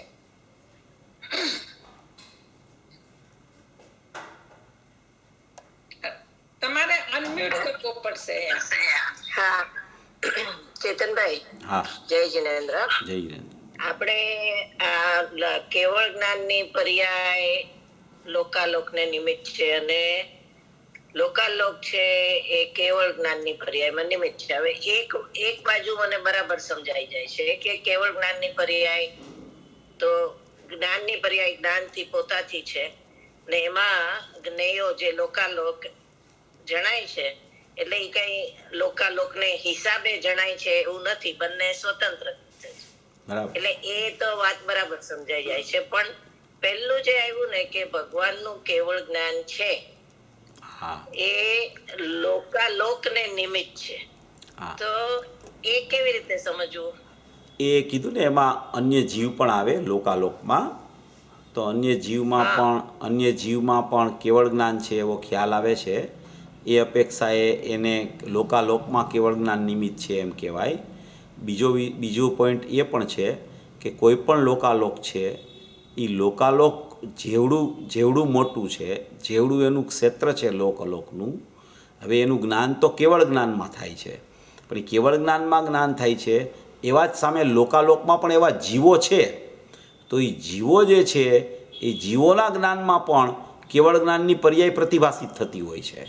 એટલે એમ કહેવામાં આવે કે લોકાલોકને પણ કેવળ જ્ઞાન નિમિત્ત છે અને કેવળ જ્ઞાનને પણ લોકાલોક નિમિત્ત છે. જ્ઞેય એટલે ખાલી જળ પદાર્થોની ચર્ચા નથી, જ્ઞેયમાં અન્ય જીવો પણ આવે છે. ધર્મ, અધર્મ, પૂતગલ, કાળ, આકાશ અને અન્ય જીવો, એ છયેય દ્રવ્ય એમાં આવે છે. તો એ અપેક્ષાએ લોકાલોકમાં કેવળ જ્ઞાન નિમિત્ત છે અને કેવળ જ્ઞાનમાં લોકાલોક નિમિત્ત છે. એ રીતે એને આપણે એવી રીતે એને વિચારમાં લેવું જોઈએ ને. બાકી તો અહીંયા એકચ્યુઅલી તો કેવળ જ્ઞાનની સત્તામાં લોકાલોકનું જે જ્ઞાન થાય છે એ લોકાલોકના જ્ઞાનના નિમિત્તપણાની ચર્ચા મુખ્યપણે છે. લોકાલોકમાં કેવળ જ્ઞાન નિમિત્ત પડે છે એ ચર્ચા બહુ અગત્યની નથી. કેવળ જ્ઞાનમાં લોકાલોક કેવી રીતે ખ્યાલમાં આવે છે એ મહત્વનું છે. જે તમને સમજાણું છે એ મહત્વનું છે. બરાબર છે. ઓલું લોકાલોકમાં કેવળ જ્ઞાન નિમિત્ત છે એની સાથે કાંઈ સંબંધ નથી. એનું કારણ એ છે કે આપણો ઉપયોગ લોકાલોક તરફ વયો જાય છે કેવળ જ્ઞાનની બદલે. એટલે એનું આપણે બહુ કામ નથી એનું કાંઈ. આપણે તો કેવળ જ્ઞાનની પર્યાયની ચર્ચા અહીંયા ચાલે છે, એની સાથે આપણે સંબંધ ખરેખર વિચારમાં લેવો વધારે એવી રીતે. બહુ સરસ, બહુ સરસ. Thank you. હા, જય જિનેન્દ્ર. ચેતનભાઈ, મારો સવાલ એ છે કે જે દ્રવ્ય છે, જે આત્મા છે, એની પ્રગટતા કેવી રીતે થાય? ફિઝિકલી આપણું દેહ પ્રમાણ છે, પણ અજ્ઞાન દશામાં, સાધક દશામાં અને પૂર્ણ દશામાં એની પ્રગટતા કેવી રીતે થાય? કે એટલે મને થાય કે આ દ્રવ્ય છે એમ. એ સવાલ છે. દ્રવ્ય છે એટલે તમે એ રીતે વિચાર કરો કે ભાઈ તમારી સત્તા જે છે, તમારી ધ્રુવ સત્તા છે, એ અત્યારે જે તમને ખ્યાલમાં આવે છે કે તમે છો, તો પૂર્વ પર્યાયમાં તમે હતા કે નહીં, એની પહેલાંની પર્યાયમાં હતા કે નહીં, કાલે હતા કે નહીં, ગયા ભવમાં હતા કે નહીં, એની પહેલાં હતા કે નહીં, એમ તમે વિચાર કરો તો તમને ખ્યાલ આવે કે મારો જીવ છે તે અનાદિનો છે. જીવનું પર્યાયમાં પરિણમન થાય છે. એ પરિણમનથી જ સિદ્ધ થાય છે કે જીવ જેવી કોઈ વસ્તુ છે, જીવ જેવું કોઈ અસ્તિત્વ છે. કારણ કે અસ્તિત્વ કેવી રીતે ખ્યાલમાં આવે છે કે એનું પરિણમન જ્ઞાનરૂપ થયા કરે છે. અને એ જ્ઞાનનું પરિણમન છે, એ જ્ઞાનનો અંશ છે એ જ્ઞાનનો અંશ પરિણમે છે. એ જ્ઞાનમાં જાણવું છે. એ જાણવાની સત્તાથી ઇન્દ્રિયોના માધ્યમથી પણ આપણે જ્ઞાન દ્વારા ખરેખર બધું જાણવું કરી છીએ. જાણવું ખરેખર જ્ઞાનમાં થાય છે. માધ્યમ ભલે ઇન્દ્રિયનું હોય, પણ એ સમયે જાણવું તો જ્ઞાનનું છે. તો જ્ઞાન નામની કોઈ વસ્તુ છે જગતમાં, અને એ જગતમાં જ્ઞાન નામની વસ્તુ છે, એ જ્ઞાન નામની વસ્તુ છે એ અનાદિ અનંત છે. એટલે એનો પર્યાય જે પ્રગટ છે એ પ્રગટ રૂપે પર્યાય વેદનમાં આવે છે જીવને. દ્રવ્યનો ખ્યાલ એને નથી આવતો અત્યારે, પણ એને પ્રગટ પર્યાયનો ખ્યાલ આવતા જ એને ખબર પડી જાય છે. જેમ ઘણીવાર દ્રષ્ટાંત શાસ્ત્રોમાં આવે કે સૂર્ય છે એ સૂર્ય અત્યારે દેખાતો ન હોય, પણ સૂર્યનો પ્રકાશ ખ્યાલમાં આવતો હોય.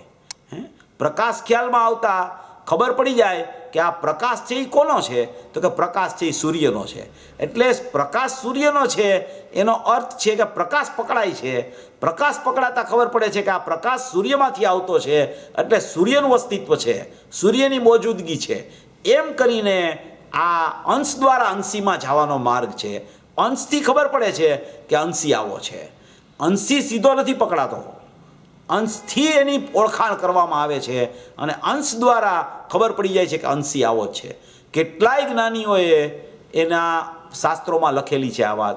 અનુભવ પ્રકાશમાં આવ્યું કે જ્ઞાનની દોરીએ દોરીએ દોરીએ દોરીએ તું ચાલ્યો જાતો જ્ઞાયક ત્યાં જ છે. પૂજ્ય બેનશ્રી આનું વર્ણન વારંવાર કરતા હતા કે જ્ઞાનની દોરીએ દોરીએ દોરીએ ચાલ્યો જાતો ત્યાં જ જ્ઞાયક છે. ગુરુદેવે કેટલી વાર આ હમણાં જ આમાં દ્રષ્ટાંત આવ્યો તો આપણે જ્યોત્સનાનો 216માં કળશમાં, કે જ્યોત્સના છે એટલે કે ચંદ્ર છે, ચાંદની છે, એ પૃથ્વીને સફેદ કરતી નથી. પૃથ્વી તો પૃથ્વી જેવી જ છે. તો એ ચાંદનીનો પ્રકાશ પડતા પૃથ્વી ખ્યાલમાં આવે છે. તો એ ચાંદનીના તેજથી, એની ધોળપથી એ ખબર પડે છે કે ચંદ્રમાં છે ક્યાંક. તો એ આખું એવી રીતે એને આત્માનું અસ્તિત્વ ખ્યાલમાં આવે છે કે મારું અસ્તિત્વ છે ખરું, હું આજે છું, કાલે હતો, પરમ દિવસે હતો, કાલે રહેવાનો છું. પર્યાય ભલે ચાલી જાય પણ મારું અસ્તિત્વ નાશ નથી પામતું. એમ એને જ્ઞાનના અંશથી જ્ઞાયકનો વિશ્વાસ શ્રદ્ધામાં આવી જાય છે. એ રીતે એણે ઘણા દ્રષ્ટાંતો દ્વારા એને પકડી શકે છે એ કે આ વસ્તુ આવી જ છે, અને આવી રીતે જ મને ખરેખર આ મારો સ્વભાવ છે એ ખરેખર પકડી શકાય છે. કારણ કે ઉત્પાદવી ધ્રુવયુક્તમ સત છે એ આખો એક અખંડ પદાર્થ છે. દૃષ્ટિનો વિષય બતાવવો હોય ત્યારે ઉત્પાદવ્યય ન હોય, પણ ઉત્પાદવ્યય ધ્રુવયુક્તમ સત છે એ આખું જીવ દ્રવ્ય છે, એમાં જીવ તત્વ છુપાયેલું છે. તો એ જીવ દ્રવ્યમાં જે ઉત્પાદ જ્ઞાનનો થાય છે એ જ્ઞાનનો અંશ છે. એ જ્ઞાનનો અંશનો પ્રવાહ જ્ઞાયકમાંથી આવ્યો છે, અને જ્ઞાનના અંશમાં જાણવું થાય છે એ ખબર પડે છે. તમે શાસ્ત્રને જાણો છો તો એ શાસ્ત્ર તમારી સામે છે, તો એ તમે શાસ્ત્રને જાણ્યું તો એ જ્ઞાનની અસ્થિ બતાવે છે. અહીંયાથી એ જ્ઞેયો જ્ઞાનને પ્રસિદ્ધ કરે છે. 294 ગાથામાં આવ્યું છે કે એ શાસ્ત્ર જ્ઞેય છે. એ શું પ્રસિદ્ધ કરે છે તો કે શાસ્ત્ર શાસ્ત્રને પ્રસિદ્ધ નથી કરતું, શાસ્ત્ર જ્ઞાનને પ્રસિદ્ધ કરે છે. તો એ શાસ્ત્ર જ્ઞેય છે એ જ્ઞાનને પ્રસિદ્ધ કરે છે, કારણ કે જ્ઞાનમાં ખબર પડી આ શાસ્ત્ર છે. તો એ જ્ઞાનની પ્રસિદ્ધિ જ્ઞેયથી થઈ. તો એવા જ્ઞાનમાં છે એ જ્ઞાનનું પરિણમન છે.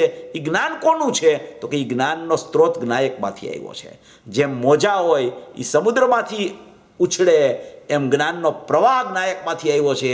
તો જ્ઞાનના પ્રવાહથી, જ્ઞાનના અંશથી આવો જ એક જ્ઞાયક ભાવ છે એ હું છું એમ એને ખરેખર ખ્યાલમાં આવી જાય છે. અને અજ્ઞાન દશામાં આવું ખ્યાલમાં આવતા એ સાધક દશા થઈ જાય છે. સાધક દશામાં તો પ્રત્યક્ષ વેદનપૂર્વકની અનુભૂતિના કાળમાં એને ચતુર્થ ગુણસ્થાનમાં સ્વસંવેદનમાં થઈ ગઈ હોય છે. પછી પરિણતિમાં તો એને નિરંતર પ્રતીતિરૂપ અનુભૂતિ ચાલુ રહે છે, અને ઉપયોગ બહાર જાય છે તો પણ એની પરિણતિમાં સાધક દશામાં એ આત્મા ખ્યાલમાં એવા કરે છે. અને કેવળ જ્ઞાનમાં તો કોઈ પ્રશ્ન જ નથી, એ તો પરિપૂર્ણ પ્રત્યક્ષતા છે. એટલે આખો આત્મા એને ખ્યાલમાં આવે છે. મૂળ અજ્ઞાન દશામાં આત્મા કેવી રીતે ખ્યાલમાં આવે એ જ સમજવાની જરૂર છે. જ્ઞાની થઈ ગયા પછી તો કોઈ પ્રશ્ન જ નથી. એટલે એ રીતે આપણે વિચાર કરવાથી આપણને આત્મા ખરેખર અનાદિનો છે, વર્તમાનમાં પણ પ્રગટ રૂપ છે એમ ખ્યાલમાં આવી શકે છે. હા, મારું કહેવાનું એ હતું કે ઓલવેઝ જ્ઞાનની પર્યાયમાં જ એની પ્રગટતા છે. ભલે ફિઝિકલી શરીર પ્રમાણ છે, પણ એની પ્રગટતા જ્ઞાનીને પણ એ રીતે નથી. એની જ્ઞાનની પર્યાયમાં જ એની પ્રગટતા છે. એ વાત સાચી છે? 100% એમ જ છે. કારણ કે દેહમાં તો આત્મા આવતો જ નથી. આ દેહ તો નાશવાન છે. આ ઔદારિક શરીર તો અહીંયા મૂકીને જવાનું છે જીવને. એની ભેગા બે શરીર જાય છે, કાર્બન ને તેજસ. એ પણ ખરેખર પૂતગલની સત્તા છે. એ કાંઈ જીવની સત્તા તો છે જ નહીં. જીવની સત્તા તો જીવમાં રહેલી છે, જીવની પર્યાય જીવ સાથે રહેલી છે. પૂતગલ જીવ સાથે રહેતું નથી. એટલે આ પૂતગલ તો આ ઔદારિક શરીર તો અહીંયા મૂકીને જવાનું છે. એ તો આપણું છે જ નહીં. એટલે દેહ દેવળમાં બિરાજમાન છે એમ કહેવાનો આશય એમ છે કે દેહ જેટલો છે, દેહ જેટલા પ્રદેશમાં દેહ છે એવા પ્રદેશે જ અંદરમાં આત્મા વિદ્યમાન છે. એટલે એને દેહ દેવળમાં દેહથી જુદો પરમાત્મા બિરાજમાન છે એમ કહેવામાં આવે છે. એ છે પોતાના જ્ઞાનમાં બિરાજમાન, છે પોતાની પર્યાયોમાં બિરાજમાન, છે પોતાની સત્તામાં બિરાજમાન, છે પોતાના ગુણોમાં બિરાજમાન. એમ એને આત્માને ખરેખર જ્ઞાનીઓ પણ એમ જ જોતા હોય છે. અજ્ઞાનીએ જ્ઞાની થવા માટે પણ જે વિધિ છે એ જ જ્ઞાનીને ફરી ફરી અનુભવ કરવા માટેની વિધિ છે. કોઈ ફરકવાળી વિધિ નથી, એક જ વિધિ છે. જ્ઞાની થાય ત્યારે એક વિધિ છે, ફરી ફરી જ્ઞાનીપણું આવે ત્યારે એક વિધિ છે, કેવળ જ્ઞાન થાય ત્યારે એ જ વિધિ છે. એક આત્માના આશ્રય જ અનુભૂતિ થાય છે, એક આત્માના આશ્રય જ ખબર પડે છે. એટલે આત્મા જ્ઞાનમાં પકડાય છે, એને શ્રદ્ધા થઈ ગઈ, લીનતા થઈ ગઈ એમ કહેવામાં આવે છે. બહુ સરસ, થેન્ક યુ. ને આની જ વાત આપણે આગલા પ્રવચનમાં જ્ઞાનની પર્યાયને જ જોવે છે, બીજા કશાને નથી જોતી. એની સ્પષ્ટતા ઘણી હા કરેલી. હા, બરાબર, સાચી વાત છે.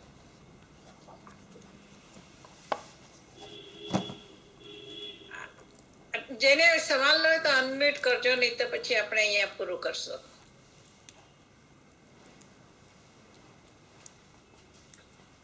હા, તો અહીંયા આપણે પૂરું કરીએ છીએ. હા. જીનવાણી લેજો.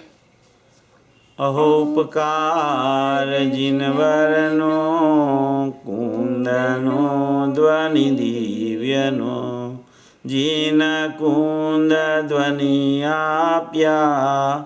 અહો આ ગુરુ કાનનો, જીન કુંદ ધ્વનિ આપ્યા. અહો આ ગુરુ રાજનો, જાવાણી કે જ્ઞાન સે સૂજે લોકાલોક. સોવાણી મસ્તક નમો સદા દ્વૈત ઊંડો. 9 વાર નમોકાર મંત્ર.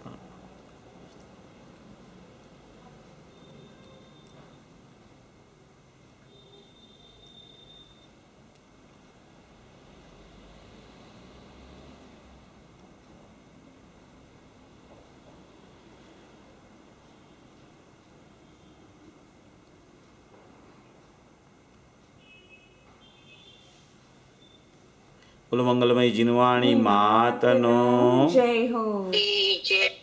પરમ કૃપાળુ અનંત અનંત અનંત ઉપકારી શ્રી સદગુરુ દેવનો જય હો. જય